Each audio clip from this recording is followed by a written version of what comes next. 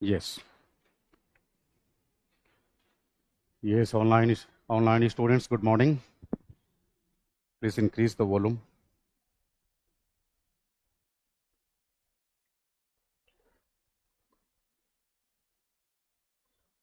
Yes,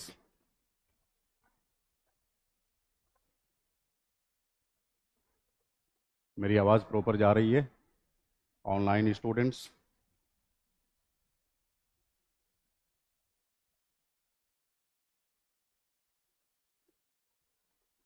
yes, Jatin, Tausif, Salam, Shweta, Atul, good morning and welcome to the session. Please confirm, am I properly audible to you? Yes, Neelakshi, Atul, Raj, Taran, Jatin, Disha, Nikhil, स्वागत है आप सभी का।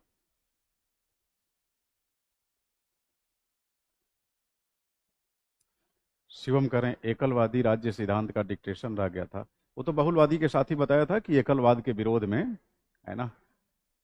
हाँ, अलग से टॉपिक बना के डिक्टेट नहीं कराया था। ठीक है। उसके बाद हम लोग पोस्ट कॉलोनियल स्टेट थ्योरी भी पढ़ लिए हैं ना, कि बाकी है? पढ़ लिए हैं, उत्तर उपनिवेशी राज्य सिद्धांत। हाँ,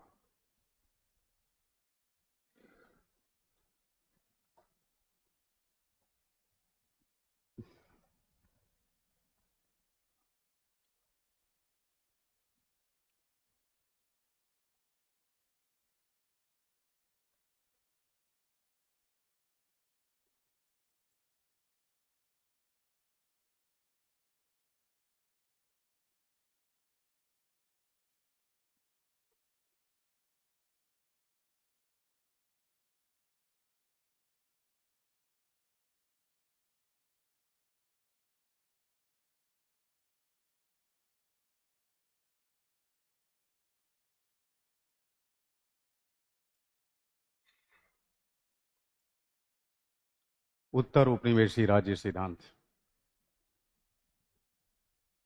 ये प्रवीण प्रवीण कह रहे हैं कि सर सही से समझ में आ रहा है और आंसर राइटिंग भी चल रही है, बहुत बढ़िया, कंटिन्यू रखिए। प्रतिमान, प्रतिमान का क्या अर्थ होता है? प्रियांशु पूछ रहे हैं। प्रतिमान का मतलब होता है प्रियांशु, मॉडल, है ना? मॉडल, मॉडल, ढांचा, प्रारूप। हाँ,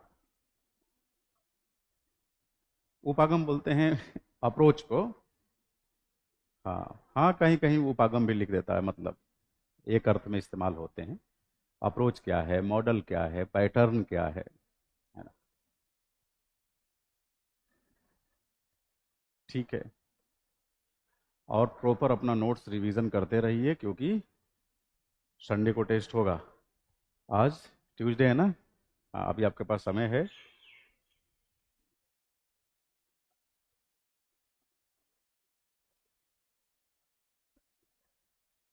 अब एक्चुअली ये मेरे जुरिस्डिक्शन के बाहर की चीज़ है। हाँ, तो ऑफिस में ही संपर्क करिए, वहाँ बात करिए, क्योंकि मेरे पास ये चैनल नहीं होता जिसमें मैं टेक्निकल इशू रेज कर सकूं।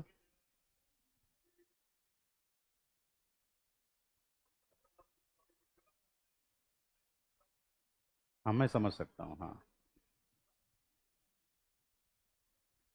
कोई नहीं, एक बार रिक्वेस्ट रेज करिए फिर से मिलके।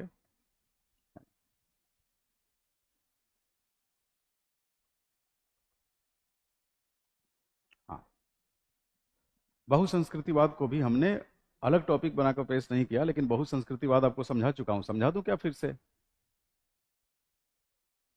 सिद्धार्थ करें, पेपर थोड़ा टफ सेट करिए।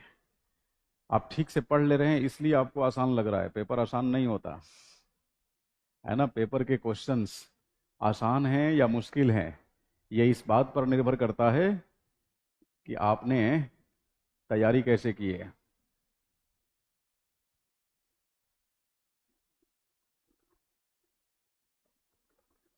सौरभ, सौरभ करें कि प्लेमनाट्स को आपने सर्बियाई बताया है, लेकिन गूगल पे मॉन्टेनिग्रो दिखा रहा है।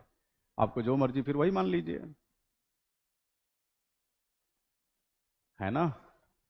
आपको लगता है कि उसे सर्बियाई नहीं मानना चाहिए, तो संप्रभु देश के स्वतंत्र नागरिक हैं, आपको कौन नियंत्रित कर सकता है ना?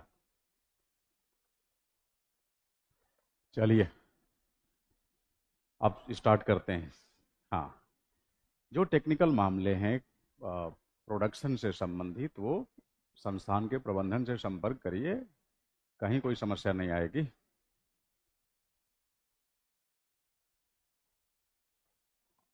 ठीक है। अच्छा, मुकेश कह रहे हैं कि पोस्ट कॉलोनियल स्टेट को थोड़ा सा रिवाइज करवा दीजिए। बिल्कुल रिवाइज करवा देंगे। देखिए, मुझसे टॉपिक के अलावे जो भी बातें आप करेंगे, केवल मैं उन बातों में आपके साथ हाँ या ना कर सकता हूं, और कुछ नहीं। मुझसे वो मामला रिजॉल्व नहीं होगा। हर आपको कम से कम इतना समझना चाहिए। और वीडियो अपलोड होने में लेट हो रहा है, नहीं हो रही है, ये मामला मैं कैसे रिजॉल्व करूंगा बताओ? अब जितनी भी क्लास का रह जाए, अब वीडियो क्वालिटी ठीक नहीं आ रही है, वीडियो टाइम से अपलोड नहीं हो रही है, इस इशू को मैं रिजॉल्व नहीं कर सकता, है ना? आप जब बैच ज्वाइन करते हैं तो आपके पास पॉइंट ऑफ कंटेक्ट होते हैं ना, जहां आप बातचीत कर सकें, मेल डाल सकें। तो हर चीज एक प्रक्रिया के तहत होता है, उस प्रक्रिया को अपनाइए, है ना? सौरभ, मुद्दा ये नहीं है कि कौन विचारक कहाँ से है, मुद्दा ये है कि उसका विचार कहाँ क्या है। मतलब एमसीक्यूज पढ़ने जा रहे हैं क्या? और एमसीक्यूज में ये नहीं पूछता है कि ये कहाँ का रहने वाला है, क्योंकि उससे ज़्यादा महत्वपूर्ण चीज़ें उसके साथ जुड़ी होती है। थोड़ा बचपना से बाहर निकलिए, है ना? चलिए आ जाए टॉपिक पे। देखिए, हम लोग उत्तर उपनिवेशी राज्य सिद्धांत के बारे में पढ़े थे। डिक्टेशन पार्ट रह गया था जो अभी लिखवाने जा रहा हूँ आपको, लेकिन उससे पहले थोड़ा सा फ्लैशबैक कर लेते हैं ताकि टॉपिक के साथ हम कनेक्ट कर सकें, है ना? हमने यही पढ़ा था कि उत्तर उपनिवेशी राज्य सिद्धांत बेसिकली उन देशों की राजनीतिक प्रणालियों के अध्ययन का मतलब तरीका है जो 20वीं सदी के मध्य तथा उत्तरार्ध में आजाद हुए। उससे पहले वे किसी उन्नत पूंजीवादी समाज के उपनिवेश हुआ करते थे।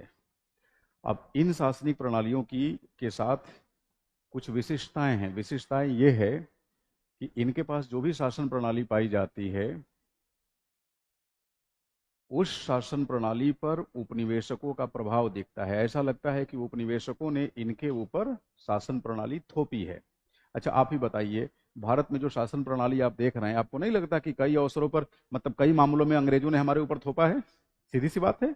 और लास्ट में हम मजबूर हो गए इसे अपनाने को। अब चूंकि जो जो संस्थाएं उनके द्वारा भारत में विकसित की गई, उन संस्थाओं पर आज भी उनका प्रभाव है। हम जब लॉ कोर्ट्स में जाते हैं तो बोलते हैं ना, yes your lordship, know your lordship, ऐसे करके ऑनरेबल जजेस को। अब ये लॉर्डशिप का कंसेप्ट कहां से आया? ये हाउस ऑफ लॉर्ड्स ब्रिटेन, है ना? तो ये सारी चीजें हैं। तो कहने का मतलब कि हमारे यहां जो भी संस्थाएं उपनिवेशकों के द्वारा डेवलप की गई, उन संस्थाओं पर उनका प्रभाव है। अब जैसे मान लीजिए संसदीय विशेषाधिकार। अब संसदीय विशेषाधिकार की अवधारणा हमने विशुद्ध रूप से कहां से नकल की? अंग्रेजी संसदीय प्रणाली से। तो प्रभाव तो है ही है उनका। आज भी जब संसदीय शासन व्यवस्था में किसी मुद्दे पर व्यापक या गहन विमर्श चल रहा होता है, तो हम एग्जाम्पल कहाँ का लेते हैं? इंग्लैंड का। हाँ, तो बेसिकली एडवर्ड साइड ने पश्चिम उपनिवेशी राज्यों के अध्ययन के लिए अलग तरह के सिद्धांत को अपनाने पर जोर दिया, जिसको बोला गया पश्चिम उपनिवेशी राज्य सिद्धांत। और इस धारा से संबंधित जो अन्य विचारक हैं जिनका हमने नाम लिया था, हमजा अलवी हो गए, है ना, रशीदुद्दीन खान हो गए, गुनार मृडाल हो गए, होमी भाभा हो गए, ये सब लोग पश्चिम उपनिवेशी यानी उत्तर उपनिवेशी राज्य सिद्धांत से ताल्लुक रखते हैं, संबंध रखते हैं। क्लियर है? अब इन लोगों ने इन राज्यों पर अपनी ओपिनियन जनरेट की है। जैसे एक ओपिनियन कि पश्चिम उपनिवेशी देशों में यानी उत्तर उपनिवेशी देशों में राज्य की संस्थाएं तो विकसित होती हैं, लेकिन नागरिक समाज से जुड़ी हुई संस्थाएं, जो सामाजिक पूंजी संगठन हैं, ये विकसित नहीं होते। इसी को बोला गया विकसित राज्य तथा अल्प विकसित नागरिक समाज का अंतर्विरोध। अंतर्विरोध यानी contradiction, contradiction of developed state and under developed civil societies. एक और बात, पश्चिम उपनिवेशी या उत्तर उपनिवेशी सिद्धांतकारों का मानना है कि उत्तर उपनिवेशी राज्यों में राज्य पहले अस्तित्व में आ गया था, राष्ट्र बाद में विकसित हुआ। राष्ट्र का मतलब होता है एक होने की भावना, है ना। राष्ट्र एक ऐसी निकाय है जहां रहने वाले लोगों में एक होने का भाव होता है। तो हिंदुस्तान चूंकि बहुसांस्कृतिक देश है, अलग अलग संस्कृतियों में बटा हुआ है, तो इनमें एक होने का भाव दिख नहीं रहा था। लेकिन जैसे ही अंग्रेजों ने भारत में राज्य की संस्थाओं को विकसित किया, तमाम प्रकार की संचार व यातायात सुविधाओं को विकसित किया, लोग आपस में कनेक्ट होने लगे और अलग अलग संस्कृतियों तथा उनके मूल्यों का अनुसरण करते हुए भी लोगों ने अपने साझे हित ढूंढ लिए। वो साझा हित क्या था? अंग्रेजों की तानाशाही हुकूमत से मुक्ति पाना। और इस साझे हित को प्राप्त करने का माध्यम क्या था? स्वाधीनता आंदोलन। तो कहीं ना कहीं अंग्रेजों के द्वारा जो राज्य की संस्थाएं विकसित की गई, है ना, या फिर कह सकते हैं जनता के अलग अलग वर्गों को उत्पीड़न के माध्यम से मजबूर किया गया कि वो बेचारे लामबंद हो गए, एकजुट हो गए। और जब एकजुट हुए तो क्या बोला गया? भारत को एक राष्ट्र कहा गया। यानी हमारे यहाँ राज्य पहले आ गया, राष्ट्र बाद में। लेकिन पश्चिम की जो राष्ट्र राज्य संकल्पना है, जिसकी चर्चा हमने की थी वेस्टफिलिया की संधि के माध्यम से 1648, तो पश्चिमी मुल्कों में पहले राष्ट्र अस्तित्व में आया और फिर वही संप्रभुता हासिल करके राज्य का रूप धारण किया। ये कहा जाता है कि पश्चिम उपनिवेशी देशों में राष्ट्र राज्य संकल्पना एंटी क्लॉकवाइज चली, समझे, घड़ी की सुई की उल्टी दिशा में। यानी दुनिया में खास करके पश्चिमी जगत में पहले राष्ट्र फिर राष्ट्र से राज्य, और हमारे यहाँ पहले राज्य फिर राष्ट्र। समझ रहे मेरी बात?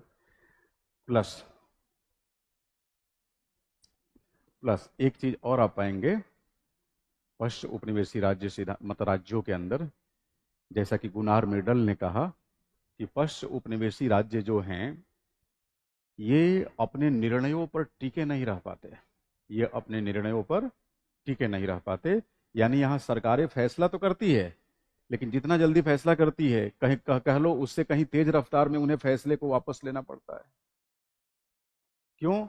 क्योंकि तमाम प्रकार के सामाजिक संगठनों और दबाव समूहों के दबाव में रहकर इन्हें काम करना पड़ता है, और ये दबाव से प्रभावित हो जाते हैं। यानी पश्चिम उपनिवेशी राज्य मजबूत राज्य नहीं होते, नरम राज्य होते हैं। हालांकि रशीदुद्दीन खान ने कहा है कि भारतीय राज्य उत्तर उपनिवेशी अथवा पश्चिम उपनिवेशी होने के बावजूद भी काफी ताकतवर है, मजबूत है। भारतीय राज्य समाज के सभी वर्गों को प्रभावित करता है। क्लियर है ये बात? यस। तो रशीदुद्दीन खान ने भारतीय राज्य को उत्तर उपनिवेशी राज्यों का मॉडल माना है, प्रतिमानी राज्य माना है। यही हम लोगों ने कल समझा था। अब इसके बाद रह गया है नारीवादी राज्य सिद्धांत, मार्क्सवादी राज्य सिद्धांत और गांधीवादी राज्य सिद्धांत। गांधीवादी राज्य सिद्धांत, तो इसको लिख लेते हैं, हेडिंग डालिए। Yes online students, put down the heading, उत्तर उपनिवेशी राज्य सिद्धांत की विशेषताएं। राष्ट्र राज्य में अंतर बता दीजिए। बता चुका हूं बहुत पहले, आप पीछे की क्लास करिए, शिवेंद्र, है ना। शुरुआत ही हमने जब राज्य का सिद्धांत हम पढ़ रहे थे तब राष्ट्र राज्य संकल्पना पढ़ाया हूं ना सिर्फ पढ़ाया हूं बल्कि लिखवाया भी हूं।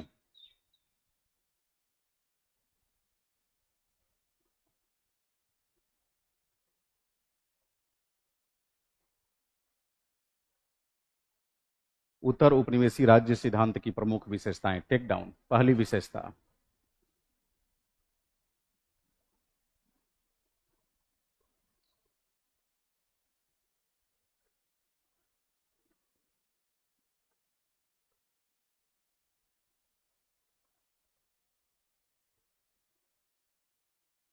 उत्तर उपनिवेशी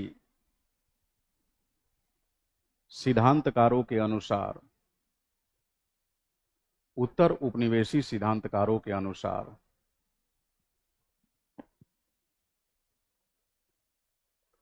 उत्तर उपनिवेशी सिद्धांतकारों के अनुसार पश्चिम के पूंजीवादी समाजों में पश्चिम के पूंजीवादी समाजों में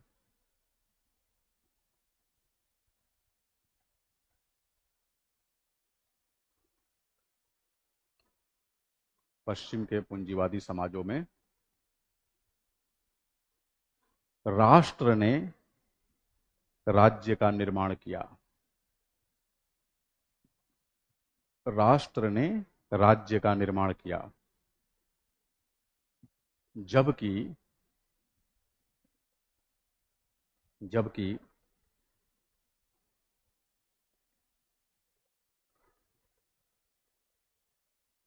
विकासशील देशों में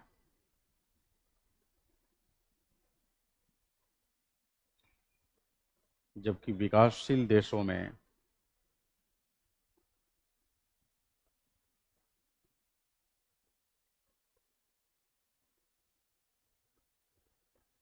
राज्य ने राष्ट्र निर्माण की प्रक्रिया को आगे बढ़ाया। जबकि विकासशील देशों में राज्य ने राष्ट्र निर्माण की प्रक्रिया को बढ़ावा दिया। अतः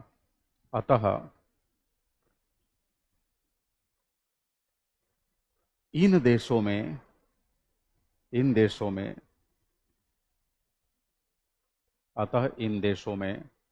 राज्य की संस्थाएं बेहद समृद्ध स्थिति में पाई जाती हैं। अतः इन देशों में राज्य की संस्थाएं बेहद समृद्ध स्थिति में पाई जाती हैं।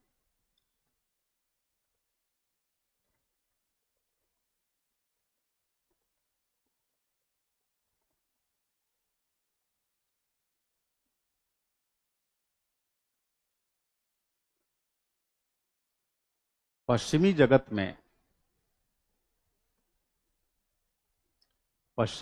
में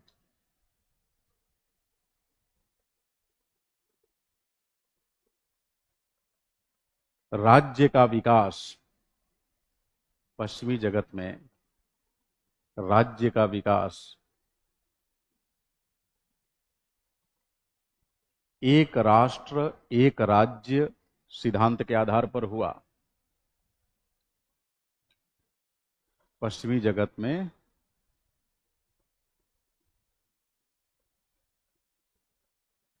राज्य का विकास एक राष्ट्र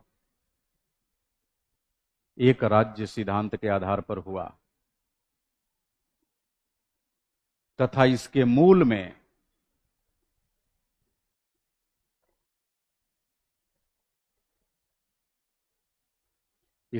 में राष्ट्रीय आत्मनिर्णय का अधिकार था। इसके मूल में राष्ट्रीय आत्मनिर्णय का अधिकार था। जबकि उत्तर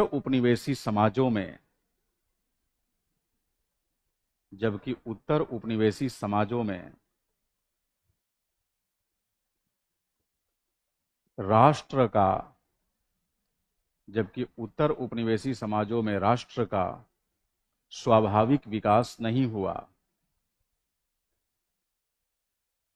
जबकि उत्तर उपनिवेशी समाजों में राष्ट्र का स्वाभाविक विकास नहीं हुआ।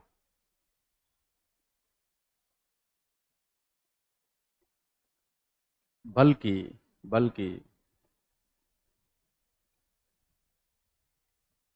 विदेशी हुकूमत का विरोध करने के लिए अलग अलग समूह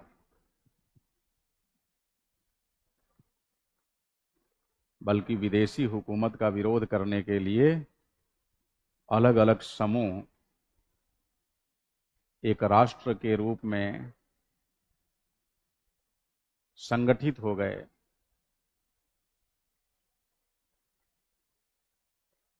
यही कारण है कि उत्तर उपनिवेशी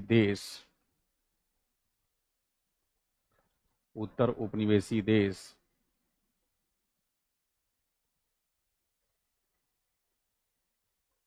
ज्यादातर बहुसांस्कृतिक हैं।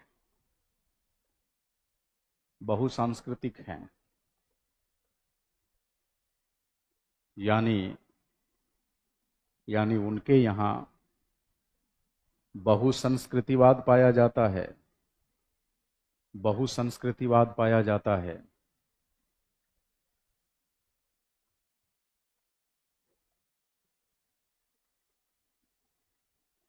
नोट नोट बहुसंस्कृतिवाद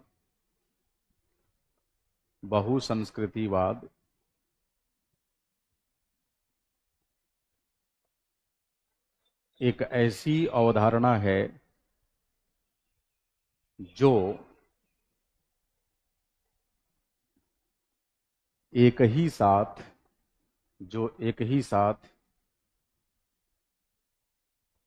भिन्न भिन्न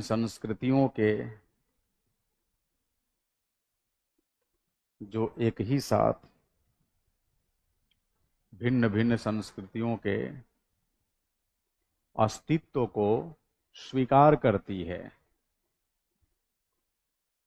जो एक ही साथ भिन्न भिन्न संस्कृतियों के स्वरूप को स्वीकार करती है।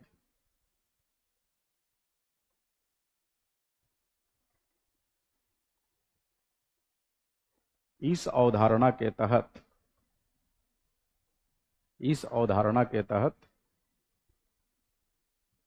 अलग अलग मूल्यों अथवा मान्यताओं के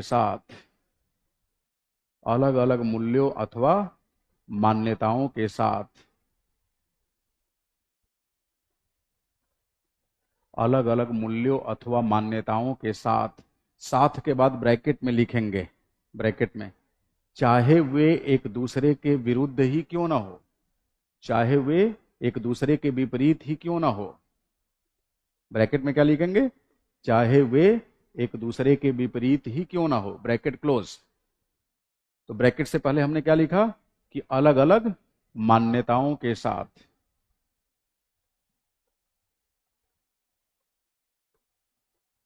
अपने अस्तित्व में बने रह सकती हैं। अपने अस्तित्व में बने रह सकती हैं।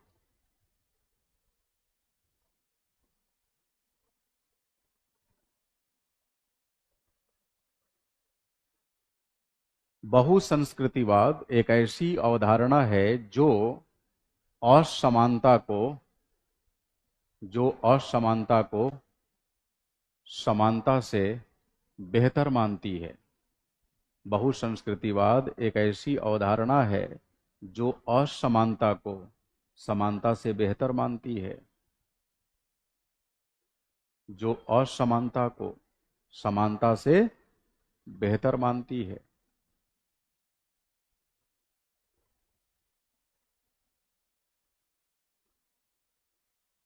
जो असमानता को समानता से बेहतर मानती है। यानी भिन्न भिन्न संस्कृतियों की सांस्कृतिक मान्यताएं अलग होते हुए भी भिन्न भिन्न संस्कृतियों की सांस्कृतिक मान्यताएं अलग होते हुए भी एक दूसरे के प्रति सम्मान का भाव होना, एक दूसरे के प्रति सम्मान का भाव होना।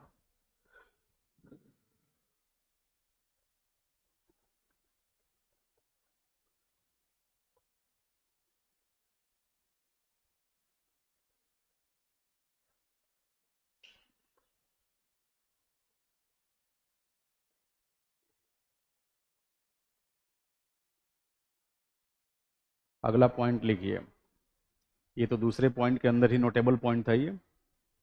नेक्स्ट,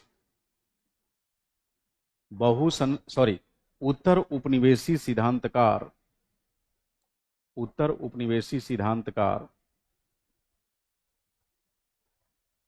उत्तर उपनिवेशी सिद्धांतकार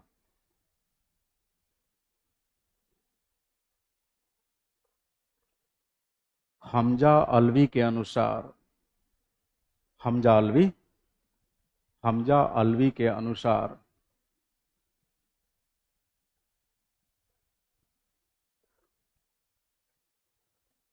उत्तर उपनिवेशी राज्यों में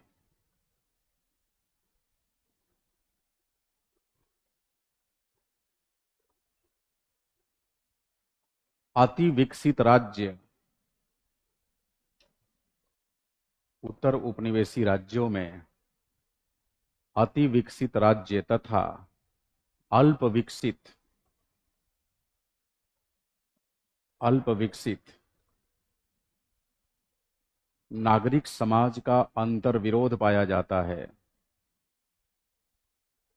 नागरिक समाज का अंतर्विरोध पाया जाता है।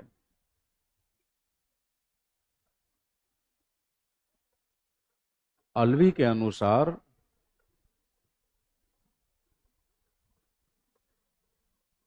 अलवी के अनुसार उत्तर उपनिवेशी देशों में राज्य की संस्थाएं, अलवी के अनुसार उत्तर उपनिवेशी देशों में राज्य की संस्थाएं जैसे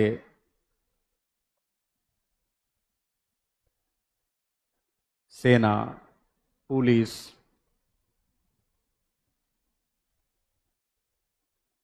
नौकरशाही इत्यादि काफी संगठित व शक्तिशाली हैं, जबकि जबकि नागरिक समाज की संस्थाएं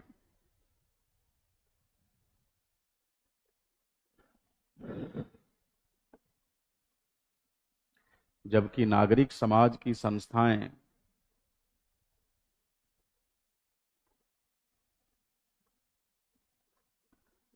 जैसे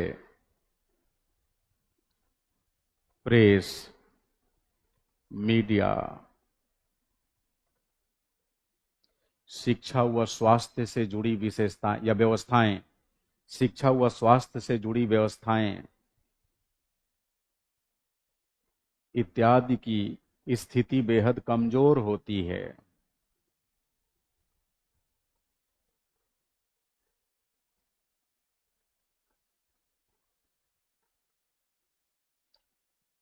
इसी में अगला वाक्य लिखेंगे, उत्तर उपनिवेशी राज्यों में पाए जाने वाले इस अंतर्विरोध का कारण, उत्तर उपनिवेशी राज्यों में पाए जाने वाले इस अंतर्विरोध का मुख्य कारण, उत्तर उपनिवेशी राज्यों में पाए जाने वाले इस अंतर्विरोध का मुख्य कारण उत्तर उपनिवेशी देशों का औपनिवेशिक अतीत है,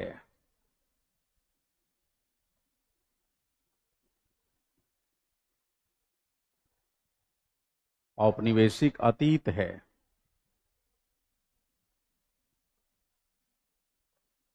औपनिवेशिक शासकों ने, औपनिवेशिक शासकों ने,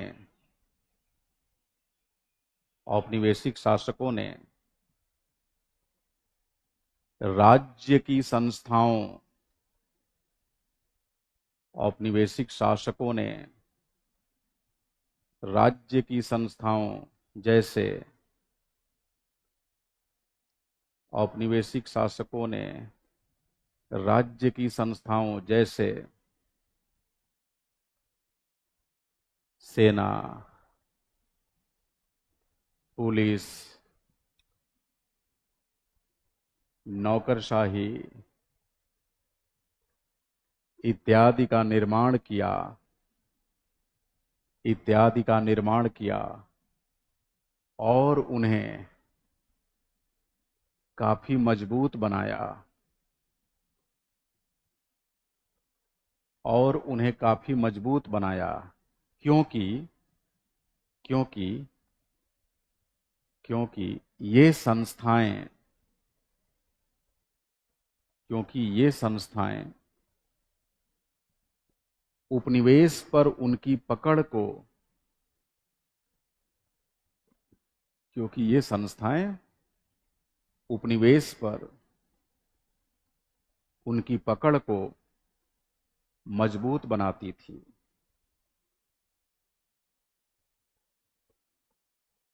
क्योंकि ये संस्थाएं उपनिवेश पर उनकी पकड़ को मजबूत बनाती थी, किंतु उन्होंने, किन्होंने, औपनिवेशिक शासकों ने, है ना, किंतु उन्होंने प्रेस, शिक्षा, स्वास्थ्य,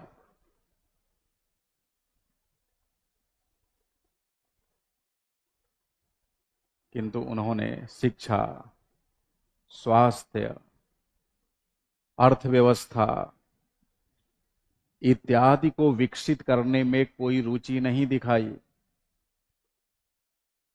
इत्यादि को विकसित करने में कोई रुचि नहीं दिखाई।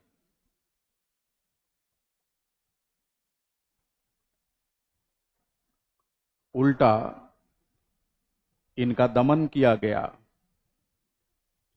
उल्टा इनका दमन किया गया तथा समाज को पिछड़ा बनाए रखा गया।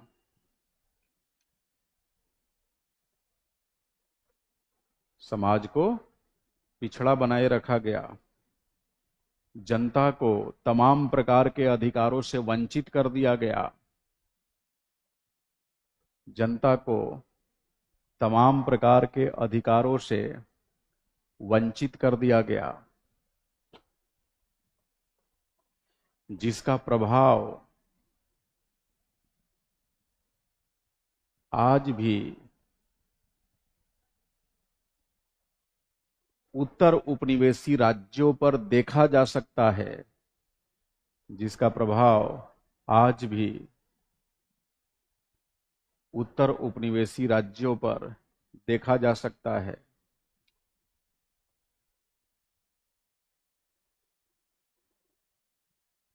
नेक्स्ट पॉइंट,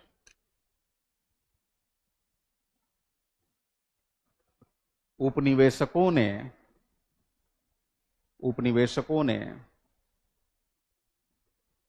उत्तर उपनिवेशी राज्यों में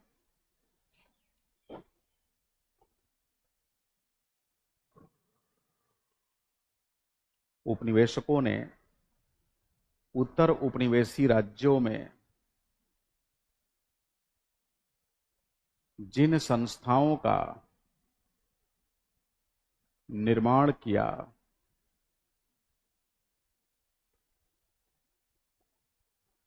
उपनिवेशकों ने उत्तर उपनिवेशी राज्यों में जिन संस्थाओं का निर्माण किया, उन पर,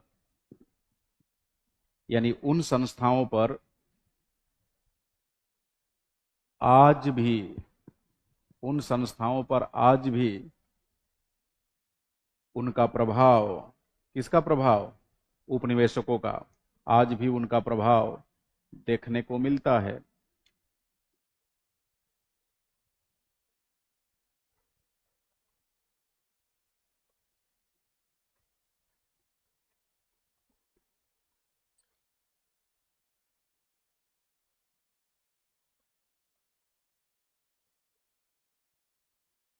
next point,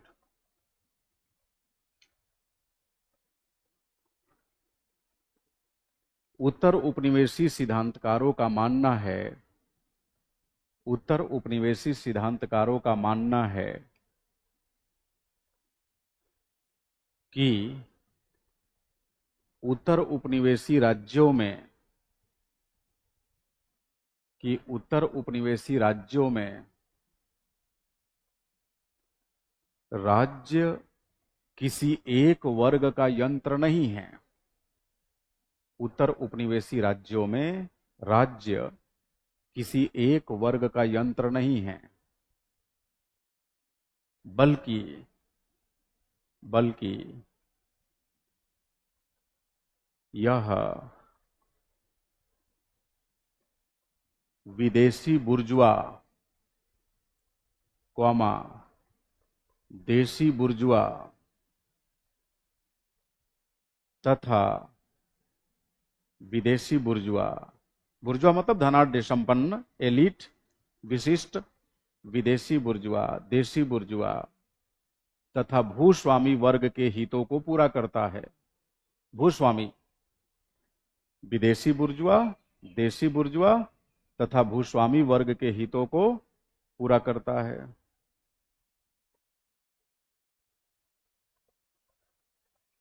next point,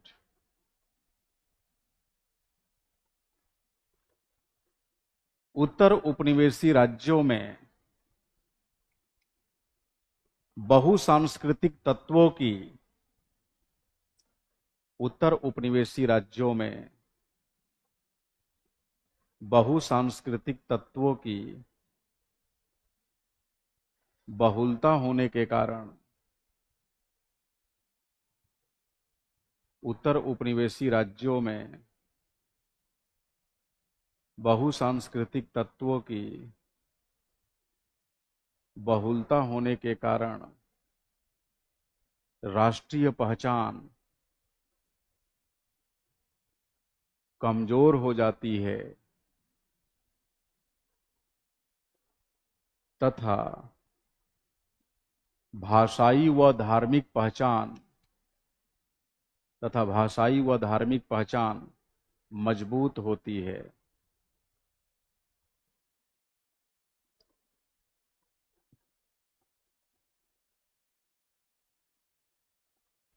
clear है? अब हेडिंग डालेंगे उत्तर उपनिवेशी राज्यों के संबंध में हमजा अलवी के विचार। हेडिंग डालिए, उत्तर उपनिवेशी राज्यों के संबंध में हमजा अलवी के विचार। उत्तर उपनिवेशी राज्यों के संबंध में उत्तर उपनिवेशी राज्यों के संबंध में हमजा अलवी के विचार।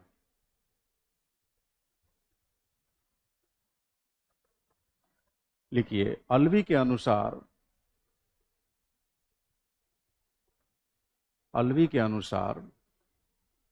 उत्तर उपनिवेशी राज्य खुद से विकसित नहीं हुए, यानी स्वतः विकसित नहीं हुए। हमजा अलवी के अनुसार उत्तर उपनिवेशी राज्य खुद से विकसित नहीं हुए, बल्कि औपनिवेशिक हुक्मरानों द्वारा थोपे गए, औपनिवेशिक शासकों द्वारा थोपे गए। किसके ऊपर थोपे गए? उपनिवेश की जनता के ऊपर या उपनिवेश के ऊपर। बिल्कुल।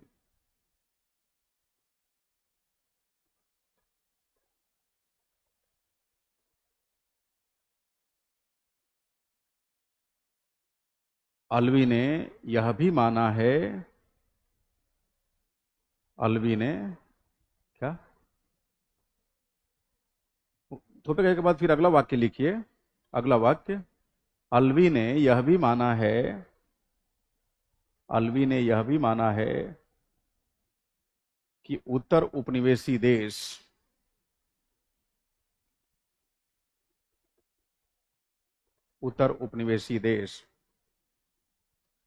विकसित राज्य तथा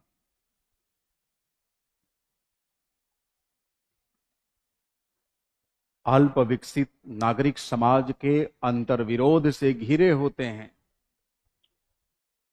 विकसित राज्य तथा अल्प विकसित नागरिक समाज के अंतर्विरोध से घिरे होते हैं।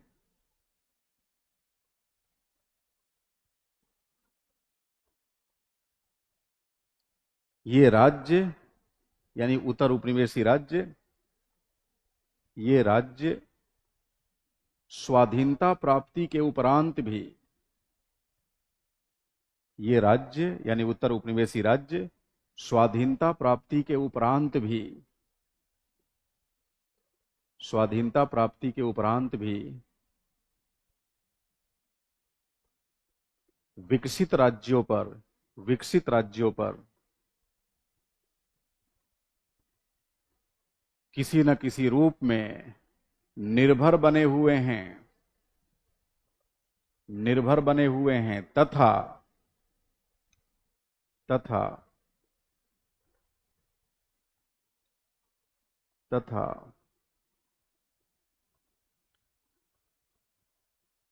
अंतर्राष्ट्रीय आर्थिक व्यवस्था में इनकी स्थिति बेहद कमजोर है। अंतर्राष्ट्रीय आर्थिक व्यवस्था में इनकी स्थिति बेहद कमजोर है।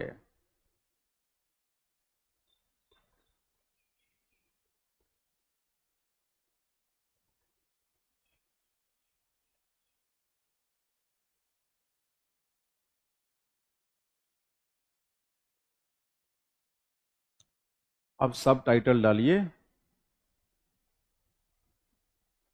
उत्तर उपनिवेशी राज्यों के संदर्भ में रशीदुद्दीन खान के विचार। हेडिंग डालिए, उत्तर उपनिवेशी राज्यों के संदर्भ में रशीदुद्दीन खान के विचार। उत्तर उपनिवेशी राज्यों के संदर्भ में रशीदुद्दीन खान के विचार। Take down. रशीदुद्दीन खान ने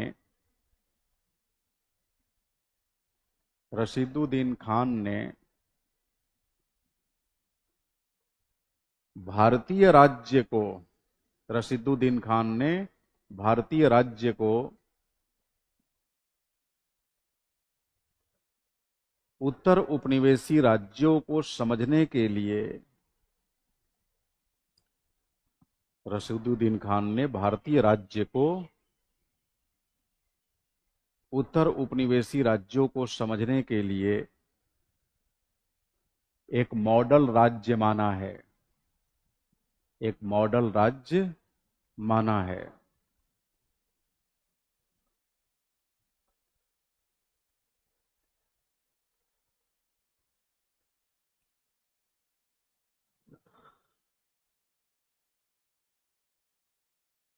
रशीदुद्दीन खान ने भारतीय राज्य के संदर्भ में, रशीदुद्दीन खान ने भारतीय राज्य के संदर्भ में समग्र राज्य की धारणा विकसित की, समग्र राज्य की धारणा विकसित की।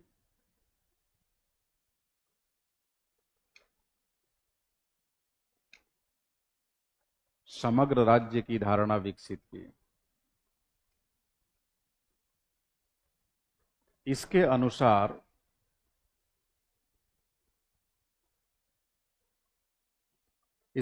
भारत में राज्य का स्वरूप लोकतांत्रिक होते हुए भी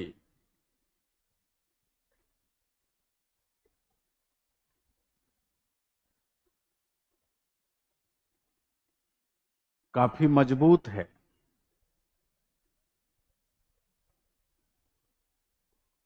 तथा भारतीय राज्य समाज को प्रभावशाली तरीके से नियंत्रित करता है, तथा भारतीय राज्य समाज को प्रभावशाली तरीके से नियंत्रित करता है, प्रभावशाली तरीके से नियंत्रित करता है। राज्य का यह प्रभाव, राज्य का यह प्रभाव जीवन के सभी क्षेत्रों में देखा जा सकता है। जीवन के सभी क्षेत्रों में देखा जा सकता है।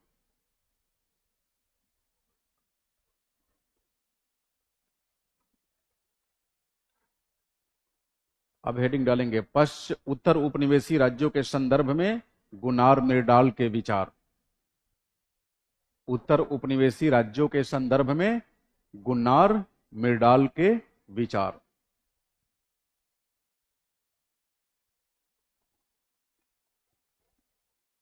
याद आ रहे हैं ना, नरम राज्य, सॉफ्ट स्टेट।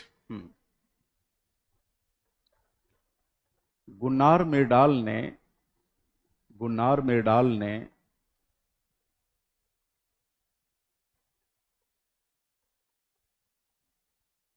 उत्तर उपनिवेशी राज्य के संदर्भ में, गुनार मिर्डाल ने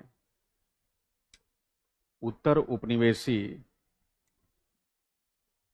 गुनार मिर्डाल ने उत्तर उपनिवेशी राज्य के संबंध में नरम राज्य के विचार को विकसित किया है। उत्तर उपनिवेशी राज्य के संदर्भ में नरम राज्य के विचार को विकसित किया।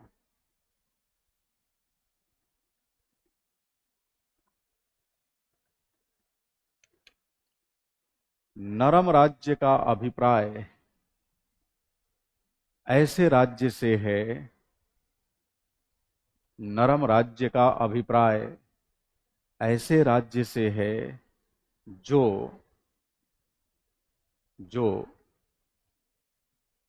अपने निर्णयों को प्रभावशाली तरीके से, जो अपने निर्णयों को प्रभावशाली तरीके से लागू नहीं करवा पाता,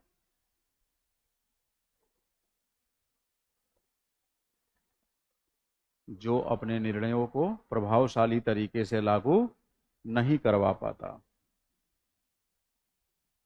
कहने का मतलब है कि राज्य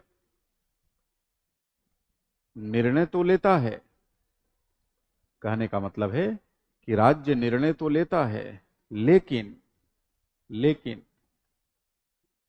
उस निर्णय पर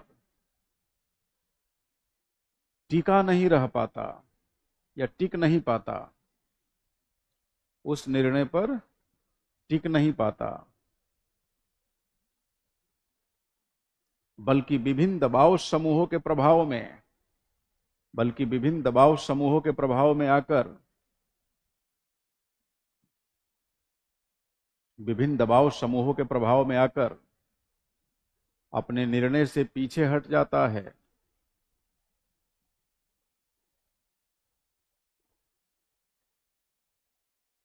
note 1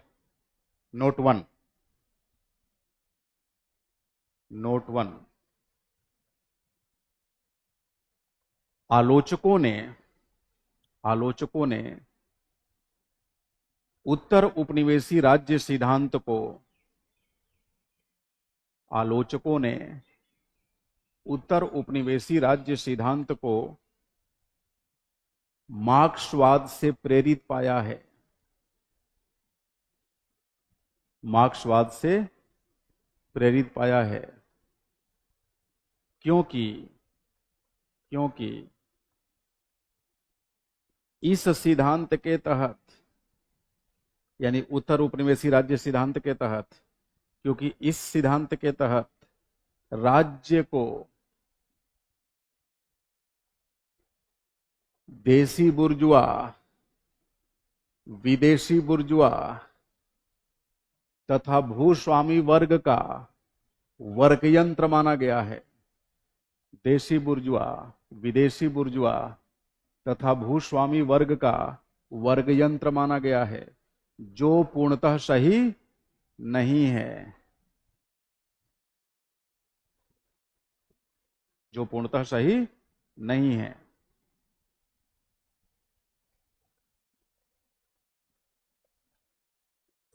note two. Note to.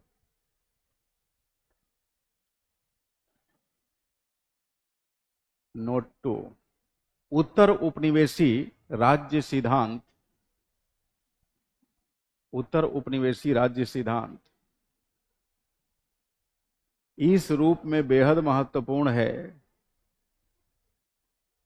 इस रूप में बेहद महत्वपूर्ण है कि इसने इस रूप में बेहद महत्वपूर्ण है कि इसने विकासशील व्यवस्थाओं के या विकासशील देशों की राजनीतिक व्यवस्थाओं के इस रूप में महत्वपूर्ण है कि इसने विकासशील देशों की राजनीतिक व्यवस्थाओं के अध्ययन पर बल दिया है। फिर से सुनिए, नोटेबल पॉइंट 2। उत्तर उपनिवेशी राज्य सिद्धांत इस रूप में महत्वपूर्ण है कि इसने विकासशील देशों की राजनीतिक व्यवस्थाओं के अध्ययन पर बल दिया है, जिसकी अमूमन अन्य सिद्धांतों में उपेक्षा की गई थी।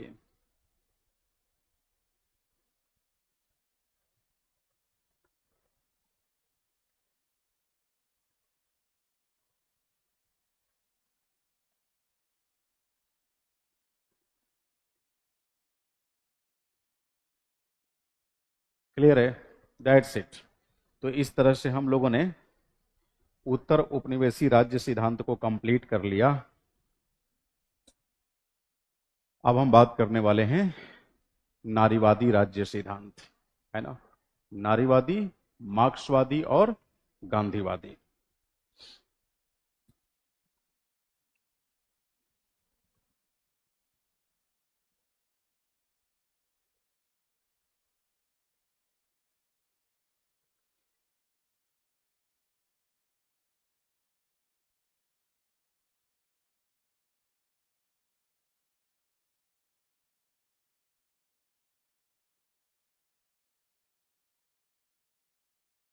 नारीवादी राज्य सिद्धांत।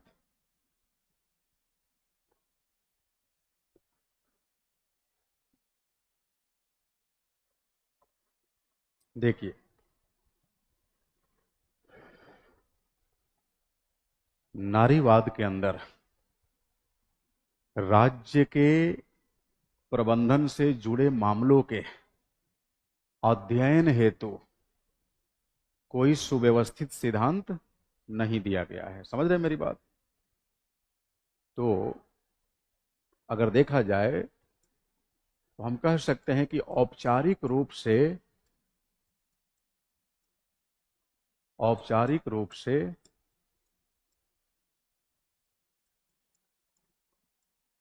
ऐसा कोई सिद्धांत नहीं है। क्यों ऐसा कहा मैंने? इसलिए कि नारीवाद में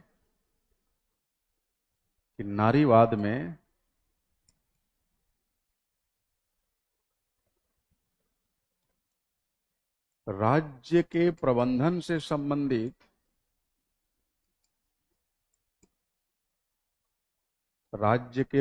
से संबंधित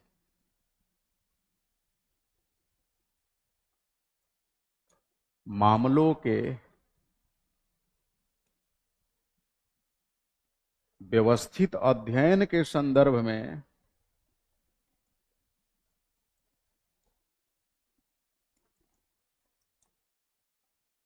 कुछ भी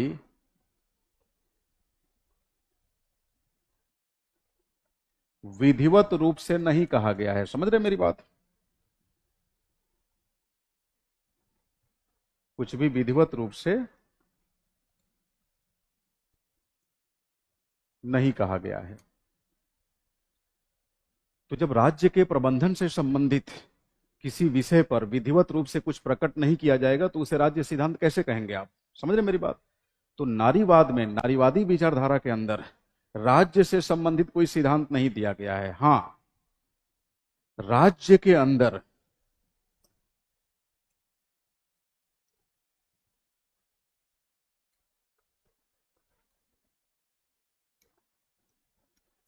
नारियों के खिलाफ, नारियों के खिलाफ, नारियों के खिलाफ हो रहे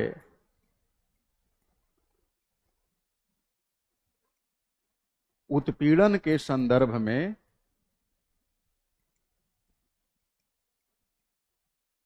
राज्य का ध्यान जरूर आकृष्ट किया गया है। आकृष्ट करना मतलब खींचना, आकृष्ट किया गया है। इतनी बात समझ में आ रही है?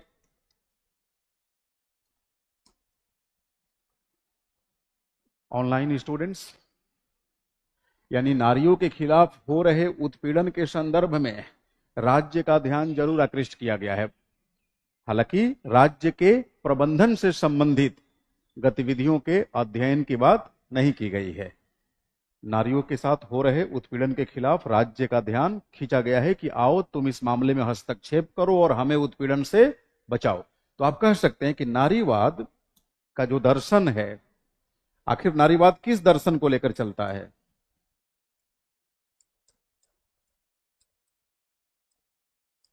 नारीवाद रूपी दर्शन के केंद्र में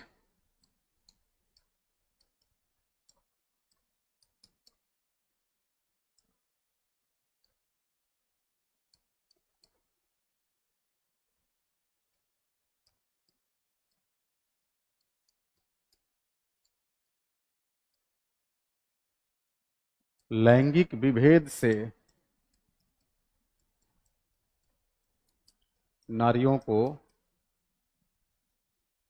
मुक्ति दिलाना है। लैंगिक विभेद से नारियों को मुक्ति दिलाना है ना? क्योंकि नारीवादी दर्शन बेसिकली इसी सिद्धांत को लेकर चलता है कि जो लिंग आधारित भेदभाव है समाज में, इससे हमें क्या चाहिए? मुक्ति चाहिए, मुक्ति चाहिए। ये स्वयं को आंदोलित क्यों करते हैं? क्योंकि इनका मानना है कि पितृसत्तात्मक समाज, पितृसत्तात्मक समाज नारी हितों की अनदेखी करता है, अनदेखी करता है, और इस काम में राज्य पितृसत्तात्मक समाज की मदद करता है। समझ रहे मेरी बात?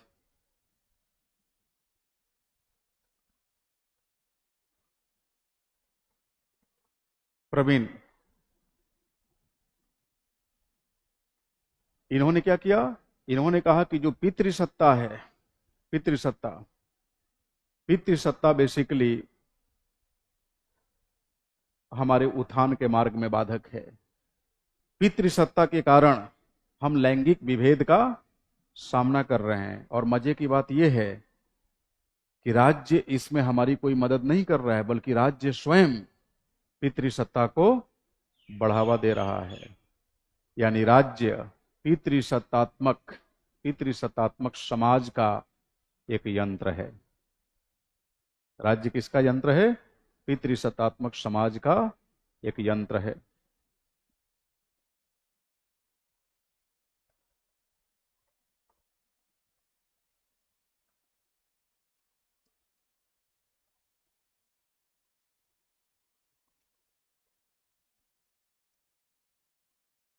राज्य पितृसत्तात्मक समाज का एक यंत्र है जो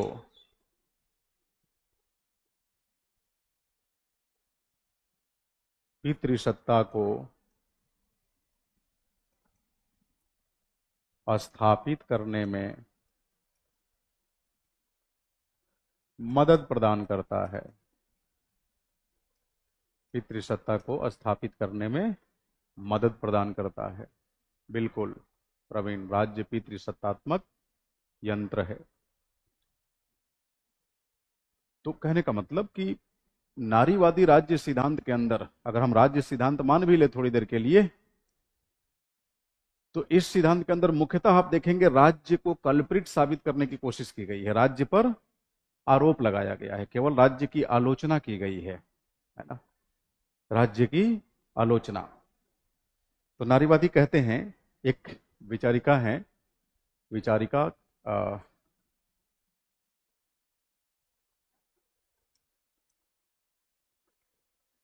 कैथरीन मैकिनन, कैथरीन मैकिनन का कहना है कि राज्य राज्य महिलाओं की प्रजनन से संबंधित गतिविधियों को बढ़ावा देता है। राज्य महिलाओं की प्रजनन से संबंधित गतिविधियों को बढ़ावा देता है, क्योंकि राज्य यह मानकर चलता है कि महिलाएं इस देश के लिए नागरिक, सिपाही तथा श्रमिक पैदा करने की माध्यम है। यानी देश को क्या चाहिए? श्रमिक चाहिए। देश को क्या चाहिए? हाँ, सिपाही चाहिए, सेना चाहिए। श्रमिक और सेना कैसे बनेगी? नागरिकों से। और नागरिकों को जन्म कौन देगा? महिलाएं। इसीलिए राज्य महिलाओं की प्रजनन से जुड़ी गतिविधियों को बढ़ावा देता है। नारीवादियों को इससे बहुत आपत्ति है। नारीवादियों का कहना है कि कि हमारी जो प्रजनन से संबंधी गतिविधियां हैं, ये पूरी तरह से हमारी स्वायत्तता के अधीन होना चाहिए। यानी हमें अपने शरीर, अपने मस्तिष्क, सभी पर केवल हमारा ही नियंत्रण होना चाहिए। यानी नारीवादी कहते हैं कि बच्चे पैदा करने हैं, नहीं करने हैं, गर्भ निरोध का सहारा लेना है, नहीं लेना है, परख नली का सहारा लेना है या नहीं लेना है, ये स्वयं का डिसीजन होगा। ये समाज व राज्य तय नहीं करेगा, परिवार तय नहीं करेगा। राजन, तो इस पर महिलाओं को क्या होना चाहिए? अधिकार होना चाहिए। तो इन्हीं अधिकारों की मांग के लिए महिलाओं ने राज्य को आड़े हाथों लिया। तो राज्य के संबंध में महिलाओं का यही विचार है। राज्य मतलब महिलाओं का कहना है कि राज्य बेसिकली पितृसत्ता को बढ़ावा देता है। और उग्र नारीवादी कैरोल हानिस को ले लीजिए, उन्होंने तो साफ साफ कहा कि राज्य ये व्यक्तिगत और सार्वजनिक का विभेद क्यों पैदा करता है, घरेलू और राजनीतिक का विभेद क्यों पैदा करता है। इसका मतलब यह हुआ कि इशारे इशारे में यह पितृसत्ता को बढ़ावा दे रहा है। अगर घरेलू मामलों में हस्तक्षेप करे तो जरा सोचिए, पितृसत्ता को बढ़ावा देने वाली जो वैयक्तिक विधियां हैं, उन विधियों पर अंकुश लगेगा कि नहीं? जब अंकुश लगेगा तो महिलाएं सशक्त होंगी, उत्पीड़न से मुक्ति पाएंगी, शोषण से मुक्ति पाएंगी, वगैरह वगैरह। क्लियर है ये बात? यही है राज्य का नारीवादी सिद्धांत। तो बताइए, ये सिद्धांत अपने आप में नहीं लग रहा है कि ये नारीवादी आलोचना में तब्दील हो गया लगभग? तभी मैंने शुरुआत में आपसे कहा कि राज्य का नारीवादी सिद्धांत एज सच कोई फॉर्मल थ्योरी नहीं है। ये बस बेसिकली नारीवादियों ने लैंगिक विभेद को अपने दर्शन के केंद्र में रखते हुए राज्य को आड़े हाथों लिया है, यानी राज्य की आलोचना की है। किस रूप में? इस रूप में कि राज्य पुरुषों के हितों को वरीयता देता है, राज्य पुरुषवादी संस्था है, राज्य समाज में पितृसत्ता को बढ़ावा देता है, महिला अधिकारों की अनदेखी करता है। उम्मीद करता हूं समझ गए होंगे। Take down please.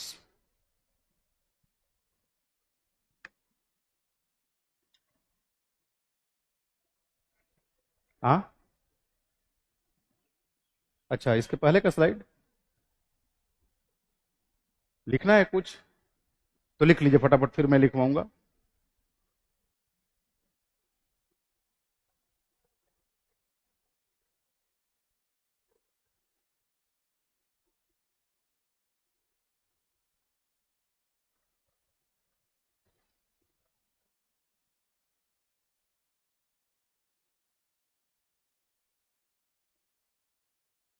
अच्छा बताइए, एक बार में ये चीजें समझ में आ जा रही है कि नहीं? सोचिए कितनी आसान चीजें पढ़नी है आपके सिलेबस में। और ये मत समझिएगा कि आपके सिलेबस को मैं सैलो लेवल पे पढ़ा रहा हूं, बहुत गहराई में जाकर पढ़ रहे हैं आप। आपके सिलेबस में बताइए, कहां बहुसंस्कृतिवादी राज्य का जिक्र किया है? नहीं किया है। कहां एकलवाद का जिक्र किया है? नहीं किया है। मार्क्सवादी राज्य नहीं किया है। गांधीवादी राज्य नहीं किया है, जो कि हम पढ़ने जा रहे हैं। हाँ? नहीं तो क्वेश्चन तो इस टॉपिक से नहीं पूछा जा रहा है ना, वो मल्टीपल टॉपिक्स को क्लब करके पूछा जा रहा है। क्लब करके पूछा जा रहा है। वो बेसिकली केवल इसी टॉपिक से वो क्वेश्चन नहीं बनता। आगे पढ़ेंगे जब आप गांधीवाद, मार्क्सवाद, तो उस कंसेप्ट का सहारा लेते हुए आप बना पाएंगे। हाँ बिल्कुल, सलाम। लिख लिया आपने? तो लिख लीजिए। नारीवाद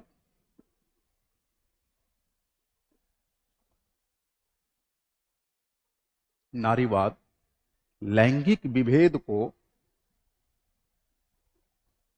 नारीवाद लैंगिक विभेद को केंद्र में लेकर लैंगिक विभेद को केंद्र में लेकर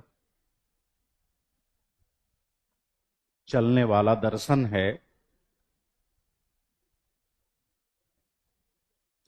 यानी नारीवादी दर्शन के केंद्र में क्या है? लैंगिक विभेद। नारीवाद के अंतर्गत राज्य से संबंधित नारीवाद के अंदर राज्य से संबंधित नारीवाद के अंदर राज्य से संबंधित कोई सुस्पष्ट सिद्धांत प्रतिपादित नहीं किया गया है। राज्य के अंदर नारीवाद से संबंधित कोई सुस्पष्ट सिद्धांत प्रतिपादित नहीं किया गया है, किंतु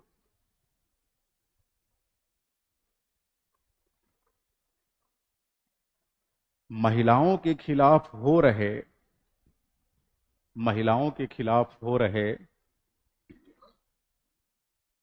लैंगिक विभेद अथवा अन्याय का महिलाओं के खिलाफ हो रहे लैंगिक विभेद अथवा अन्याय का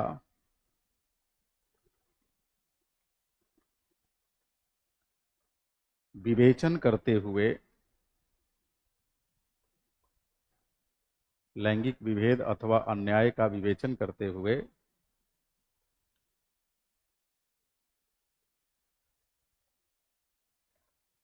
राज्य पर मतलब राज्य पर भी प्रकाश डाला गया है। राज्य पर भी प्रकाश डाला गया है। आगे लिखेंगे, नारीवादी विचारकों के अनुसार नारीवादी विचारकों के अनुसार राज्य प्रारंभ से ही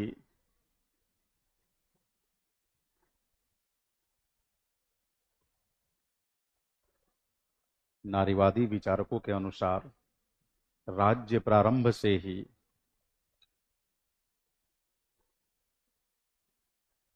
पुरुषों के वर्चस्व को स्थापित करने वाली राज्य प्रारंभ से ही पुरुषों के वर्चस्व को स्थापित करने वाली संस्था रही है। राज्य प्रारंभ से ही पुरुषों के वर्चस्व को स्थापित करने वाली संस्था रही है।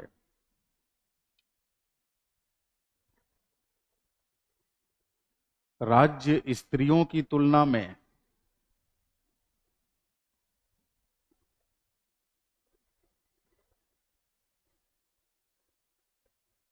पुरुषों को सदैव बढ़ावा दिया है।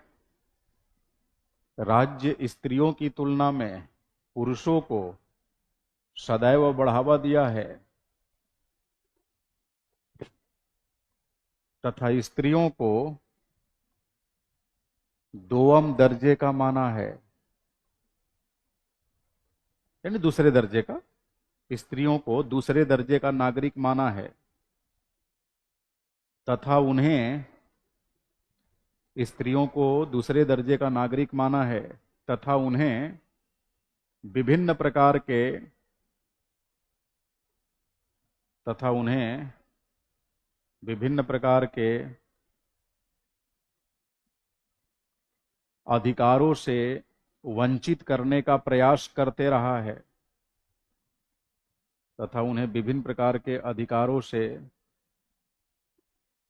वंचित करने का प्रयास करते रहा है।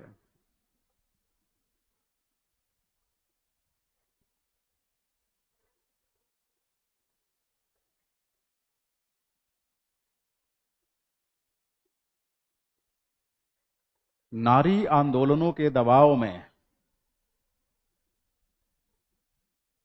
राज्य ने भले ही स्त्रियों को, नारी आंदोलनों के दबाव में राज्य भले ही स्त्रियों को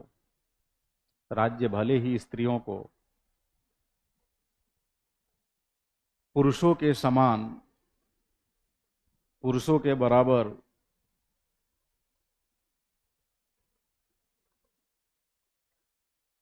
कानूनी समानता या कानूनी अधिकार प्रदान कर दिया हो, कानूनी समानता या कानूनी अधिकार प्रदान कर दिया हो, फिर भी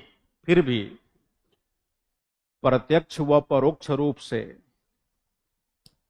फिर भी प्रत्यक्ष व परोक्ष रूप से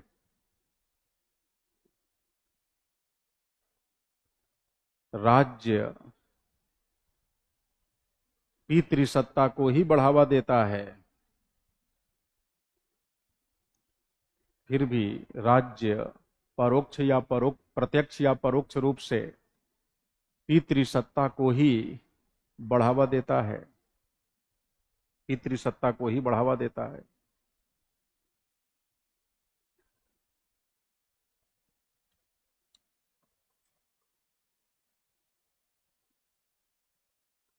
कैथरीन मैकिनन के अनुसार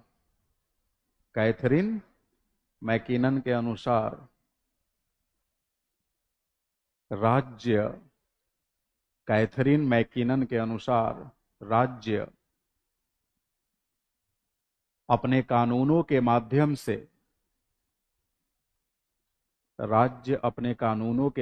से, स्त्रियों की पराधीनता को, राज्य अपने कानूनों के माध्यम से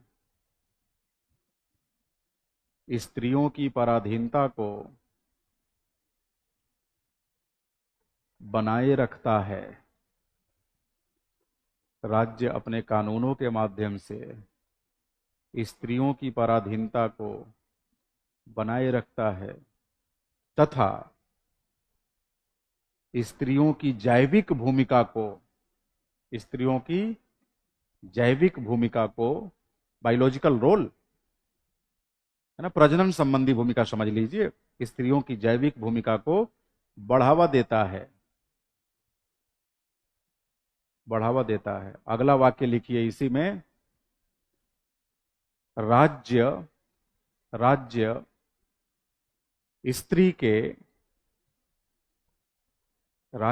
स्त्री के मातृत्व संबंधी भूमिका को, राज्य स्त्री के मातृत्व संबंधी भूमिका को, राज्य स्त्री के मातृत्व संबंधी भूमिका को महत्वपूर्ण मानता है, राज्य स्त्री के मातृत्व संबंधी भूमिका को महत्वपूर्ण मानता है तथा स्त्री का कार्य स्त्री का कार्य पुरुषवादी समाज के लिए, स्त्री का कार्य पुरुषवादी समाज के लिए भविष्य के नागरिक व योद्धा पैदा करना है।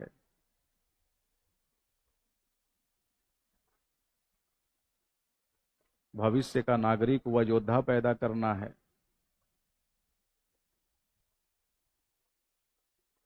राज्य सामाजिक, राजनीतिक व आर्थिक परिक्षेत्र में, राज्य सामाजिक, राजनीतिक व आर्थिक परिक्षेत्र में, सामाजिक, राजनीतिक व आर्थिक परिक्षेत्र में स्त्री की भूमिका को बढ़ावा नहीं देता।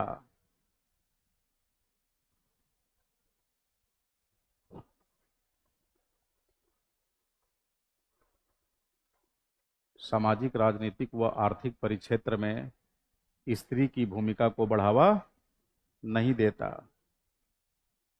अब पैराग्राफ चेंज करके लिखेंगे। उग्र नारीवाद के अनुसार, उग्र नारीवाद के अनुसार,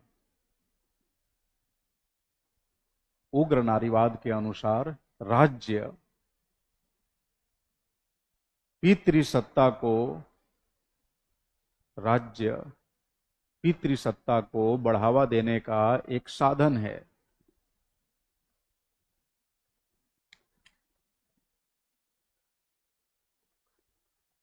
उग्र नारीवाद के अनुसार राज्य पितृसत्ता को बढ़ावा देने का एक साधन है। पितृसत्ता का मतलब समझ रहे हैं क्या? जीवन के सभी क्षेत्रों में पुरुषों का वर्चस्व। लिख लीजिए।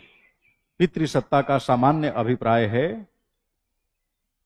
पितृसत्ता का सामान्य अभिप्राय है जीवन के सभी क्षेत्रों में, जीवन के सभी क्षेत्रों में पुरुषों का वर्चस्व, पुरुषों का आधिपत्य होना, वर्चस्व होना।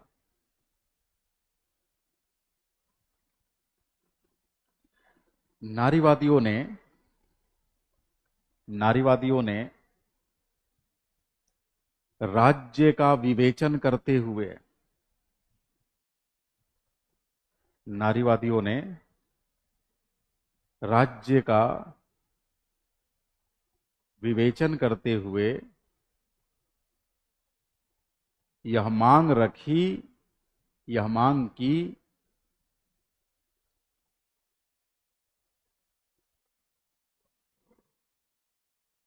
यह मांग रखी है कि राज्य स्त्रियों को निजता का अधिकार दे। राज्य स्त्रियों को निजता, प्राइवेसी, राज्य स्त्रियों को निजता का अधिकार दे।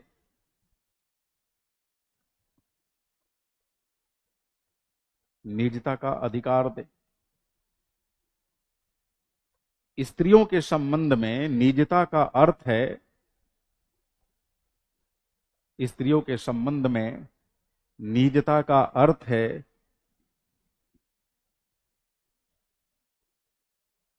अपने शरीर पर पूर्ण नियंत्रण का होना। स्त्रियों के संदर्भ में निजता का अर्थ है अपने शरीर पर पूर्ण नियंत्रण का होना।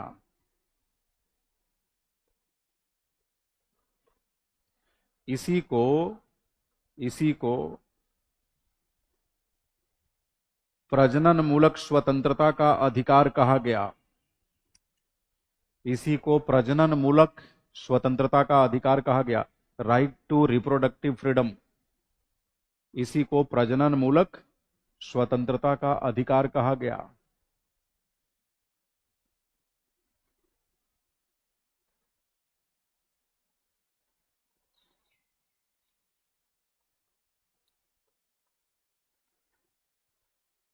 स्त्रियों की निजता का संबंध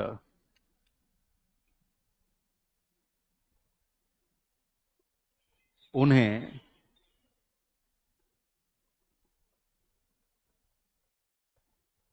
वैसे अधिकारों से जुड़े हुए हैं या वैसे अधिकारों को देने से संबंधित है, स्त्रियों की निजता के तहत वैसे अधिकार शामिल हैं जो उन्हें प्रजनन से संबंधित स्वयं से निर्णय लेने की शक्ति देते हैं, स्वयं से निर्णय लेने का अधिकार देते हैं, कौमा उन्हें गर्भपात का अधिकार देते हैं, उन्हें गर्भपात का अधिकार देते हैं, कौमा उन्हें मातृत्व सुरक्षा प्रदान करते हैं, साथ ही साथ गर्भ निरोधक साधनों के प्रयोग का अधिकार,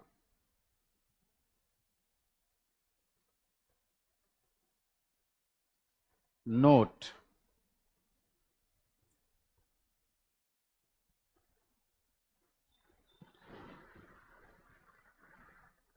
आलोचकों के अनुसार राज्य संबंधी नारीवादी सिद्धांत एक पक्षीय है। आलोचकों के अनुसार राज्य संबंधी नारीवादी सिद्धांत एक पक्षीय है,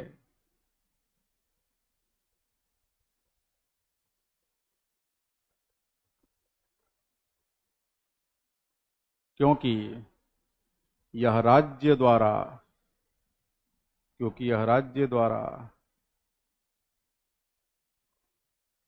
स्त्रियों के लिए यह राज्य द्वारा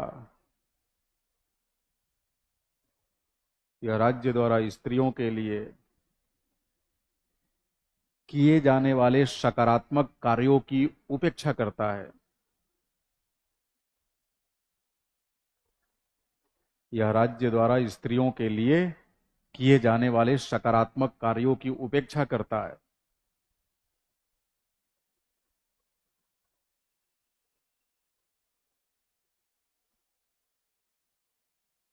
नोट 2,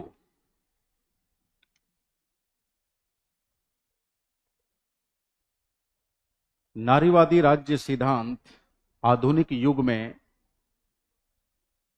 इस आधार पर महत्वपूर्ण हो जाता है, नारीवादी राज्य सिद्धांत आधुनिक युग में इस आधार पर महत्वपूर्ण हो जाता है क्योंकि इसके अंतर्गत राज्य में महिलाओं के साथ होने वाले शोषण तथा अन्याय की तरफ ध्यान खींचा गया है, ध्यान आकृष्ट किया गया है, ध्यान आकृष्ट किया गया है।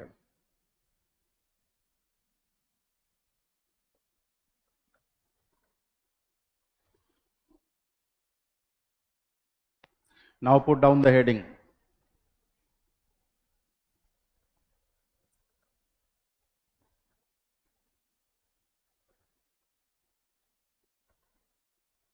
गांधीवादी राज्य सिद्धांत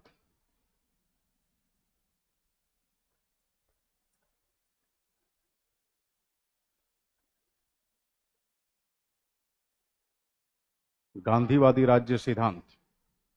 अब देखिए, ये जो गांधीवादी राज्य सिद्धांत है, जब आप गांधी के विचारों को पढ़ेंगे यूनिट नंबर 9 में, तो वहां पर राज्य पर इन्होंने क्या विचार दिया है, जाहिर सी बात है वो भी पढ़ेंगे, ठीक है, सलाम, तब ये भी पढ़ेंगे। लेकिन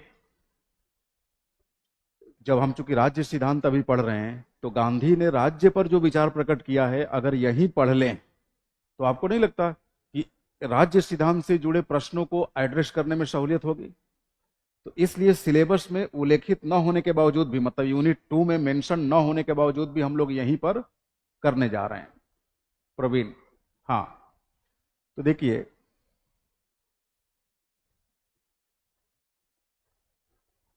अच्छा, इसमें कोई दो राय नहीं कि गांधी ने राज्य के संबंध में सुव्यवस्थित सिद्धांत का प्रतिपादन किया है। ये मार्क्सवादियों की तरह नहीं है। मार्क्सवादियों ने राज्य के संबंध में कोई सिद्धांत प्रतिपादित नहीं किया।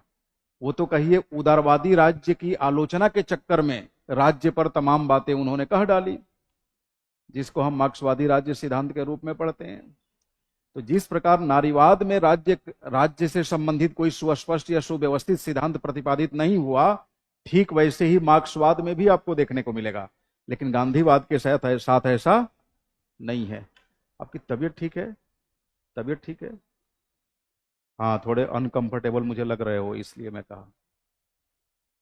अभी मौसम बदल रहा है, बारिशनुमा मौसम हो रखा है, थोड़ा सावधानी रखेंगे स्वास्थ्य की, है ना?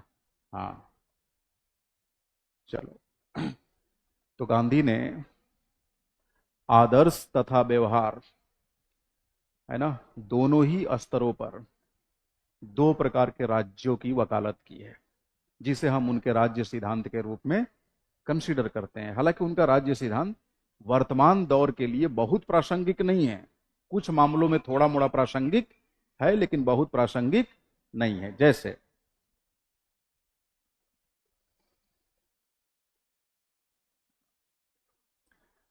देखिए, गांधी ने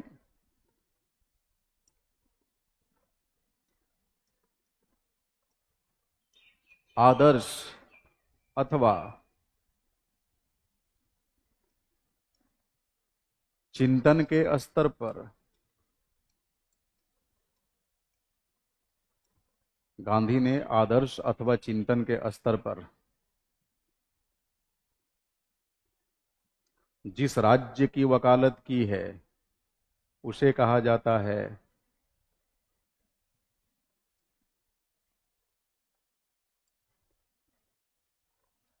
प्रबुद्ध अराजकतावादी राज्य। यानी इस राज्य में गांधी एनलाइटेंड एनार्की की बात करते हैं। समझ रहे हैं मेरी बात? प्रबुद्ध अराजकतावाद की। और तो इस राज्य में प्रबुद्ध अराजकता पाई जाएगी। इसी को दूसरे शब्दों में गांधी ने कहा राम राज्य। राम राज्य। अच्छा, आदर्श को हमने बगल में लिखा है चिंतन। अगर चिंतन से समझ में ना आए तो कह सकते हैं कल्पना। कल्पना के स्तर पे। समझ रहे मेरी बात? तो ध्यान रखिएगा, चिंतन, आदर्श, कल्पना। तो अब एक बात तो समझ में आ गई कि गांधी जिसे राम राज्य कहते हैं, वो बेसिकली काल्पनिक राज्य है। ये केवल गांधी के मन मस्तिष्क में एग्जिस्ट करता है, व्यवहार में नहीं। ठीक है। अच्छा, तो व्यवहार के स्तर पे गांधी ने किस राज्य की बात की?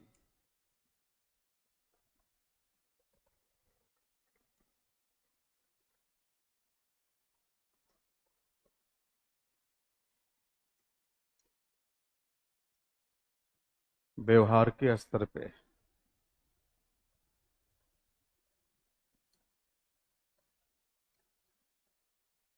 व्यक्तिवादी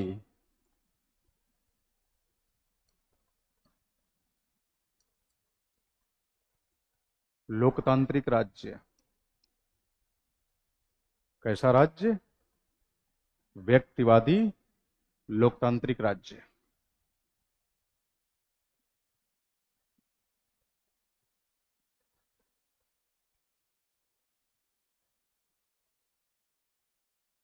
इसी को सामान्य भाषा में कह लीजिए ग्राम स्वराज की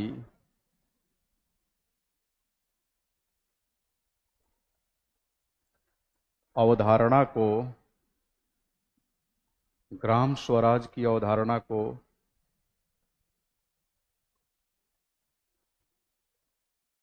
साकार करता हुआ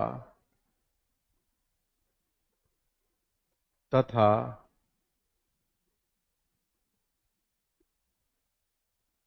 विकेंद्रीकरण या विकेंद्रीयकरण, कुछ भी लिख सकते हैं, विकेंद्रीकरण को बढ़ावा देने वाला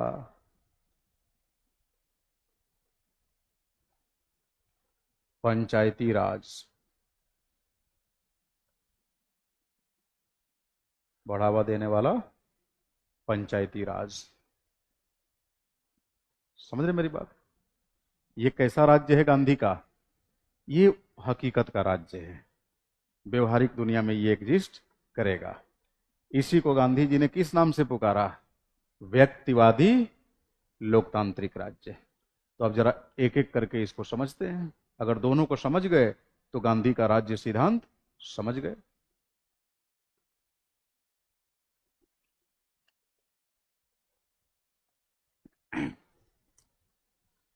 यस, तो देखिए, जो चिंतन के स्तर पे, कल्पना के स्तर पे या आदर्श के स्तर पे गांधी जिस राज्य की बात करते हैं, अगर सीधी सपाट भाषा में हम कहें तो राम राज्य।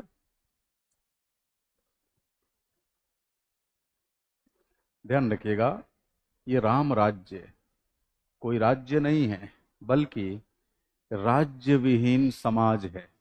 क्या है ये? राज्य विहीन समाज।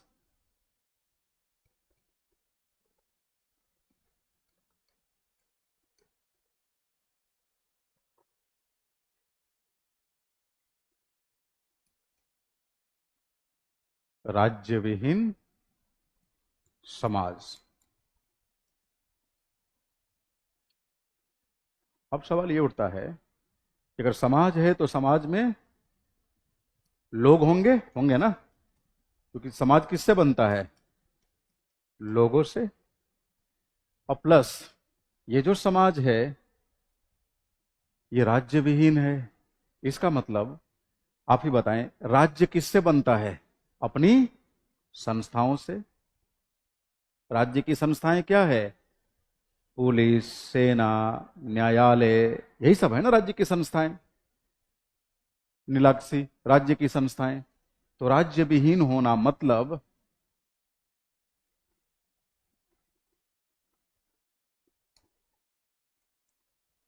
राज्य तथा उसकी संस्थाओं का न होना, यानी सरकार तथा इसके संगठनों का न होना, सरकार तथा इसके संगठनों का न होना, यानी no police, no military, no judicial institutions, etcetera. अब बताइए, इन सब के अभाव में समाज सुचारू रूप से चलेगा कि अराजक हो जाएगा? अराजक हो जाएगा। तो कहा जाता है कि राज्य की संस्थाएं बेसिकली लोक अनुक्रम को मेंटेन रखने में सहायक हैं, और अगर संस्थाओं को हटा दिया जाए तो फिर अराजकता की स्थिति। तो यह माना जाता है कि राज्य तथा उसकी संस्थाएं हमें अराजकता से मुक्त दिलाती हैं, अगर मुक्ति दिलाती हैं। यानी समाज में सरकार हो, सरकार से जुड़ी हुई संस्थाएं हो, संगठन हो, मतलब कोई भी संस्थागत या संगठनात्मक ढांचा जो होता है वो बेसिकली लोक अनुक्रम को बहाल रखने के लिए होता है। क्योंकि लोक अनुक्रम को अगर बहाल नहीं रखा जाएगा तो अस्थिरता की स्थिति पैदा हो जाएगी, अराजकता की स्थिति पैदा हो जाएगी, कोई कायदे कानून नहीं रहेगा। भाई राज्य का अभाव मतलब क्या हुआ? No law, no constitution, no regulations, no governing bodies, nothing. In absence of all such institutions, don't you think chaotic type situation will arise in society? Chaos and confusion will arise in society. तो समाज में chaos फैल जाएगा, अफरा तफरी, अराजकता। और गांधी क्या कहते हैं? गांधी कहते हैं कि हमें एक ऐसा समाज चाहिए जिसमें राज्य तथा उसकी संस्थाएं नहीं होंगी। इसका मतलब कि गांधी यहां कैसे हैं? गांधी अराजकता को दावत दे रहे हैं। अब समझेंगे कि गांधी की अराजकता और आम बोलचाल की भाषा में हम जिसे अराजकता कहते हैं, आखिर दोनों में क्या फर्क है। गांधी कहते हैं कि राज्य व्यक्तियों के जीवन में हस्तक्षेप पैदा करता है। आप सड़क पे चलेंगे, आप मजबूर हैं कि रेड सिग्नल हो गया ट्रैफिक चौराहे पर, तो जब तक वो ग्रीन नहीं होगा तब तक आप इंतजार करेंगे। और अगर मान लीजिए आपने रेड लाइट क्रॉस कर दिया तो तुरंत आपके मोबाइल पे क्या आ जाएगा? Message, a penalty of the sum of rupees 1000 has been imposed on you because of yes red light crossing. अब बताइए, ये जो मैसेज आया आपकी स्वतंत्रता को झकझोर के रख दिया कि नहीं? ये क्या मतलब हुआ? हम देख रहे थे कोई भी गाड़ी नहीं थी, खाली पड़ा हुआ था, क्रॉस कर गए, फिर ये 1000 रुपीज की पेनल्टी क्या? चलो हम समझते कि चारों ओर से गाड़ियां आ रही होती, खाली नहीं होता, जबरदस्ती निकलते तो मानते। तो ये सारे कुछ ऐसे मतलब राज्य की भूमिकाएं हैं जो गांधी को पसंद नहीं थी। गांधी का मानना था कि राज्य अपने कानूनों के माध्यम से व्यक्ति की स्वतंत्रता को बाधित करता है, ये एक प्रकार की हिंसा है। अगर मान लीजिए हम कोई काम करना नहीं चाह रहे हैं लेकिन आप मुझे मजबूर कर रहे हैं कि नहीं आपको ऐसा ही करना है, इसका मतलब कि आप मेरे खिलाफ हिंसा कर रहे हैं। और गांधी अहिंसा के पुजारी थे, तो गांधी ने मान लिया कि राज्य एक हिंसक यंत्र है। राज्य कैसा है? हिंसक यंत्र। इसलिए समाज में राज्य की कोई आवश्यकता नहीं है।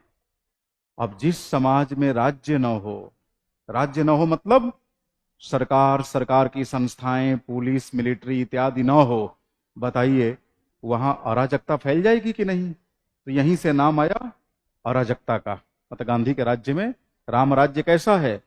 अराजक है। लेकिन एक दूसरा पक्ष भी है, राज्य विहीन समाज। और इस समाज में रहने वाले जो लोग हैं, गांधी कहते हैं कि ये लोग प्रबुद्ध हैं, प्रबुद्ध, एनलाइटेंड, ज्ञानी। यानी ये वो लोग हैं जो अपनी अंतरात्मा की आवाज को सुन सकते हैं, समझ सकते हैं और उसी के अनुसार आचरण भी कर सकते हैं। गांधी वेदांत दर्शन से प्रभावित थे और वेदांता फिलॉसफी कहती है कि प्रकृति के कण-कण में ईश्वर का वास होता है और मुख्य तौर पर व्यक्ति की आत्मा में तो अस्थायी वास होता है। यानी व्यक्ति की आत्मा में ईश्वर का वास होता है। जिस पल से व्यक्ति अपनी अंतरात्मा की आवाज का अनुसरण करने लगे, अंतरात्मा की आवाज का अनुसरण करने लगे प्रवीण, तो यह मान लिया जाएगा कि वो ईश्वरीय आदेशों का अनुसरण कर रहा है और ईश्वर कभी गलत करने के लिए आदेशित नहीं करेंगे। देख रहे, चिंतन व्यवहार में ये पॉसिबल नहीं है, चिंतन। अब गांधी इसके लिए बड़ा टफ उपाय भी बताते हैं कि ऐसा नहीं है कि आप अपनी अंतरात्मा की आवाज को अगले ही पल से सुनना शुरू कर देंगे और समझना शुरू कर देंगे। अंतरात्मा की आवाज को सुनने और समझने के लिए लंबे समय तक आपको सत्य तथा अहिंसा का अभ्यास करना पड़ेगा। समझ रहे मेरी बात? अब जब सत्य और अहिंसा का दर्शन पढ़ाऊंगा, गांधी दर्शन, तो वहां विस्तार से आप समझेंगे। अभी बहुत व्यापकता में जाने की आवश्यकता नहीं है, बस इतना जान लीजिए कि गांधी के राम राज्य में जिसे क्या बोला गया? राज्य विहीन समाज। पहली बात, राज्य की संस्थाएं नहीं होगी, क्योंकि गांधी राज्य की संस्थाओं को लेकर नकारात्मक दृष्टिकोण रखते हैं। समझ रहे मेरी बात? अभी दूसरी बात, गांधी के समाज में रहने वाले जो लोग हैं वो सत्य तथा अहिंसा के अनुसरण में पारंगत हैं। इतने पारंगत कि समझो उनकी कुंडलिनी जागृत हो गई।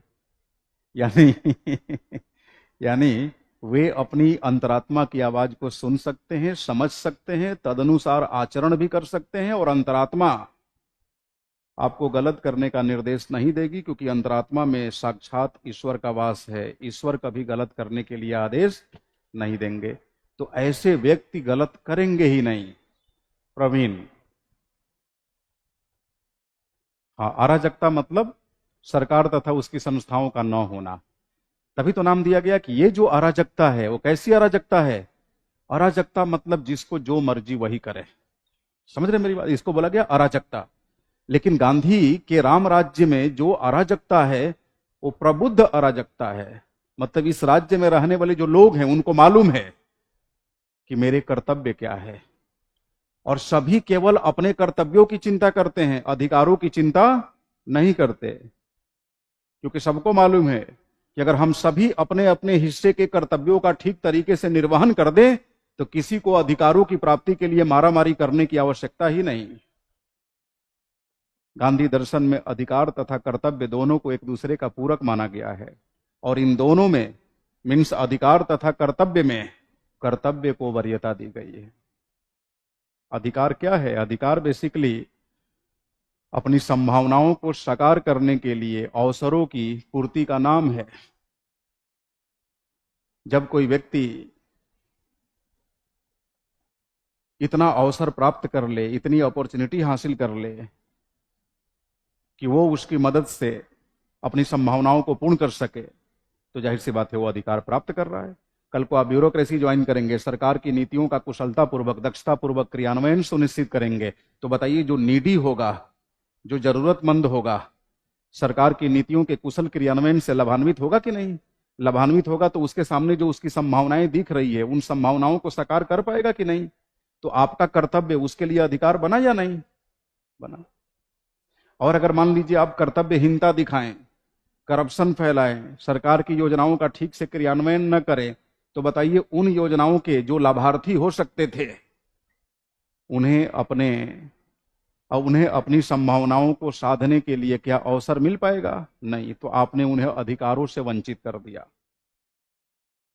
है ना। तो गांधी दर्शन में अधिकार की तुलना में कर्तव्य को वरीयता दिया गया और बताया गया है कि जो भी लोग हैं, यानी राज्य विहीन समाज के अंदर जो भी लोग हैं, ये सारे के सारे प्रबुद्ध लोग हैं।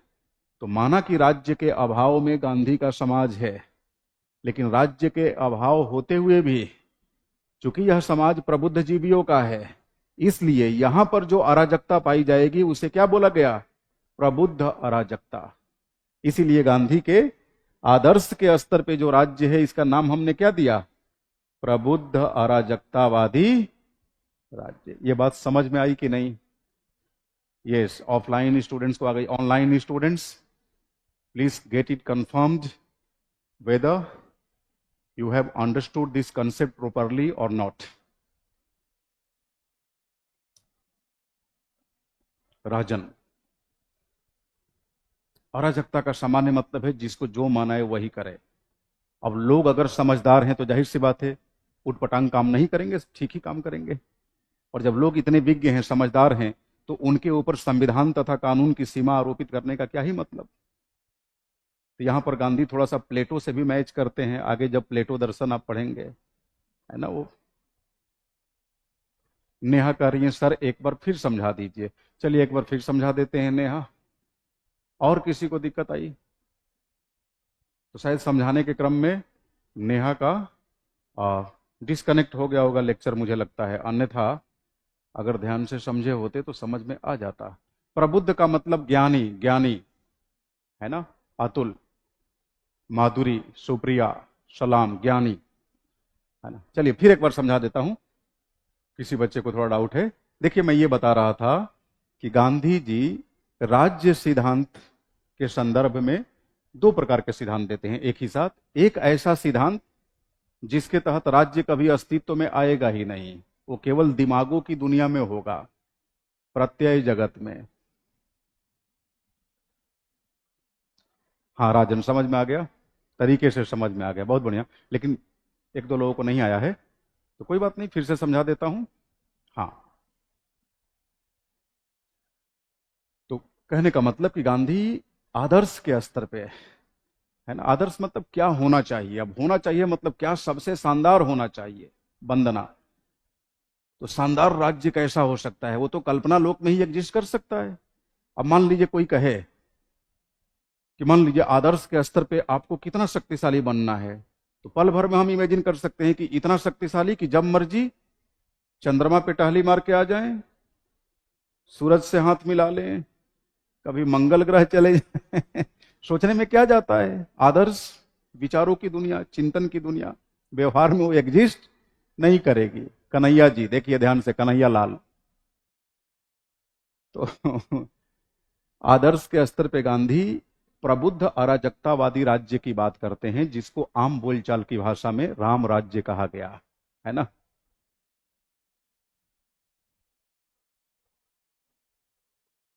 अब बताइए, मैं समझाऊंगा और आप सुनेंगे नहीं, मैसेज टाइप करने में लगे रहेंगे, कैसे समझ में आएगा। चलिए, आपका मैसेज हमारी टेक्निकल टीम जरूर पढ़ रही होगी, आपकी चिंता को एड्रेस किया जाएगा। सबकी चिंता है कि ऑनलाइन क्लास नहीं चल पा रही है, रिकॉर्डेड। क्या डाउनलोड का इनको ऑप्शन नहीं मिलता क्या कुछ? ये तो बता रहे हैं कि डाउनलोड का ऑप्शन मिलता है, नहीं मिलता। आता है, एक बार कंफर्म कर लीजिएगा, बच्चे चिंतित हैं, पूछते हैं, है ना। तो डाउनलोड क्या मतलब, ये तो रहता होगा ना इनके, वो तो आपके पास उपलब्ध रहता होगा क्लास के बाद भी। शायद ऑफलाइन वालों को दिक्कत है कुछ, आप लोगों को उपलब्ध नहीं हो पाता। इनकी कंसर्न जरा नोट करिएगा, है ना। हाँ, ऑफलाइन बच्चों का, जिसे मान लीजिए रिवीजन के लिए ये देखना चाहें, या डिक्टेशन के दौरान कई बार मैं स्पीड में लिखवा देता हूँ, कुछ छूट जाता है, होता है। तो शायद लंबे समय से अपलोड नहीं हुआ है, ये बता रहे हैं। अच्छा, हाँ हाँ, कर लिया है ना। हाँ देखिए, he is the right person in मुद्दों को लेकर, है ना, क्योंकि ये टेक्निकल टीम के हिस्से हैं ना, तो ये अच्छे तरीके से कम्युनिकेट कर सकते हैं। तो चलिए, मैं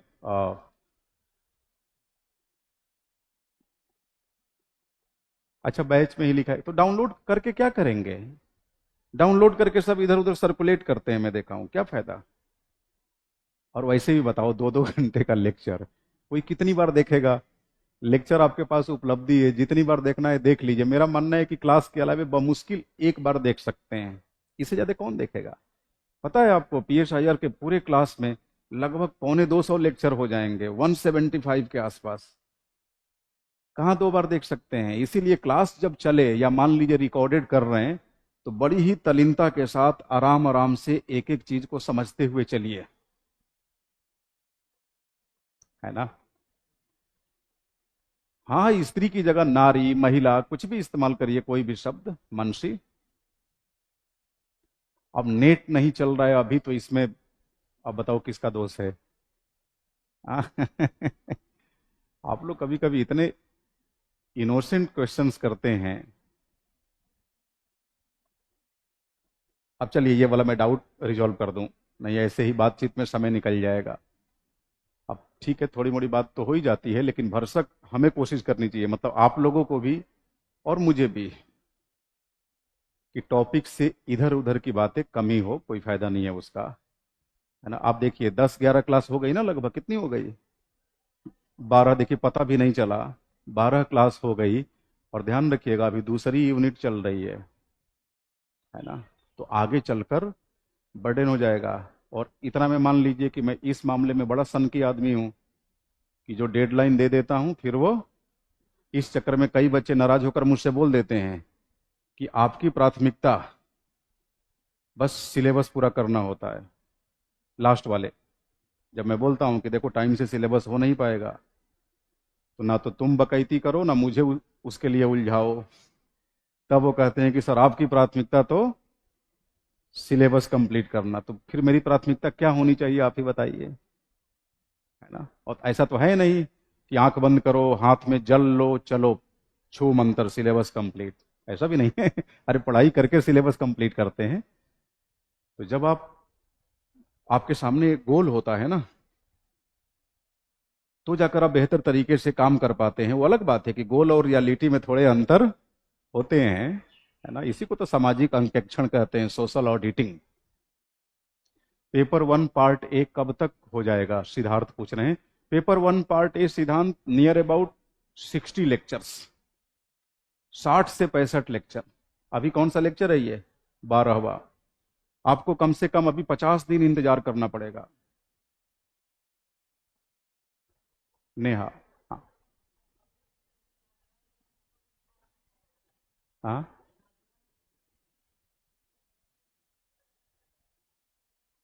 नहीं तो नारीवाद, एक्चुअली नारीवाद हम नहीं पढ़ाया आपको। नारीवाद में राज्य को लेकर क्या ओपिनियन है वो पढ़ाया हूं।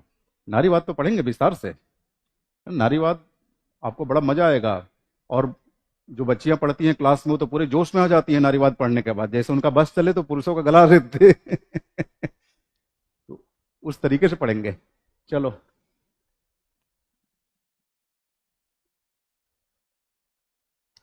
तो गांधी जी के प्रबुद्ध अराजकतावादी राज्य में पहली बात, राज्य नहीं होगा। नेहा, राज्य नहीं होगा। ठीक। अभिषेक कह रहे हैं कि रात में हम फ्री होते हैं, क्लास ले लिया कीजिए सर। रात में कैसे क्लास ले लेंगे, क्या क्या आप भी बोल जाते हैं अभिषेक। मतलब तुम लोग को बात करने का बहाना चाहिए बस, कुछ भी।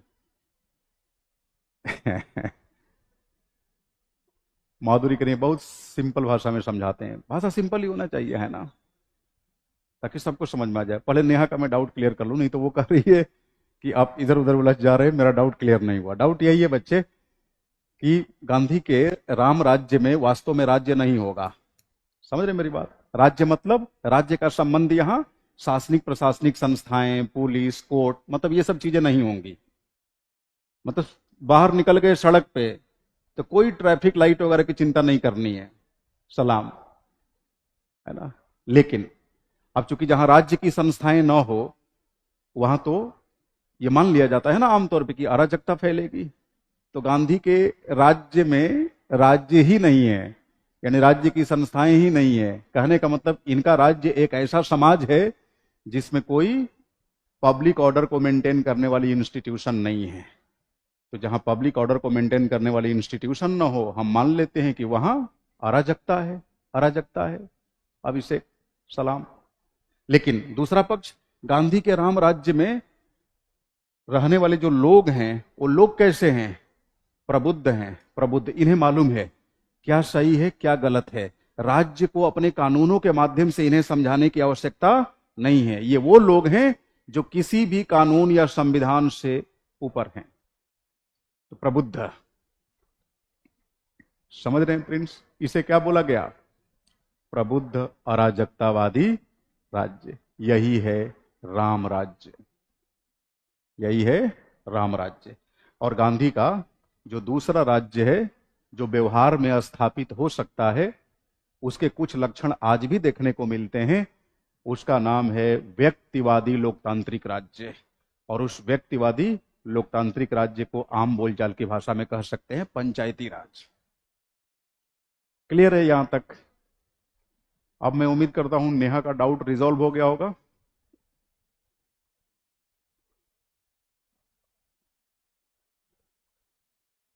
Neelakshi, is it okay, yes. Abhishek, all clear, good. आप लोगों का कोई डाउट, सब क्लियर है, ठीक है। तो राजन कह रहे हैं कि योगी जी की तरह गायों को पूरी आजादी। नहीं, यहां हम लोग गाय की बात नहीं कर रहे हैं, राम राज्य में व्यक्तियों की बात कर रहे हैं फिलहाल। यहां राम राज्य का मतलब दशरथ पुत्र राम के राज्य की बात नहीं हो रही है। समझ रहे हैं मेरी बात। हाँ, तो चलिए फिर कल होती है मुलाकात अपने तय समय पे 11 बजे। और जब कल हम लोग मिलेंगे तो अपनी चर्चा की शुरुआत कहां से करेंगे, व्यवहार के स्तर पे गांधी का व्यक्तिवादी लोकतांत्रिक राज्य, है ना। अच्छा, जो लोग बाद में बैच के साथ जुड़े होंगे उनको मैं सलाह देता हूं कि रिकॉर्डेड फॉर्म में लेक्चर 1 से कंटिन्यू करेंगे। अभी बहुत सिलेबस आगे नहीं निकला है, आराम से आप कवर अप कर सकते हैं। Okay Disha, Tauseef, thank you, thank you, thank you, see you, thank you.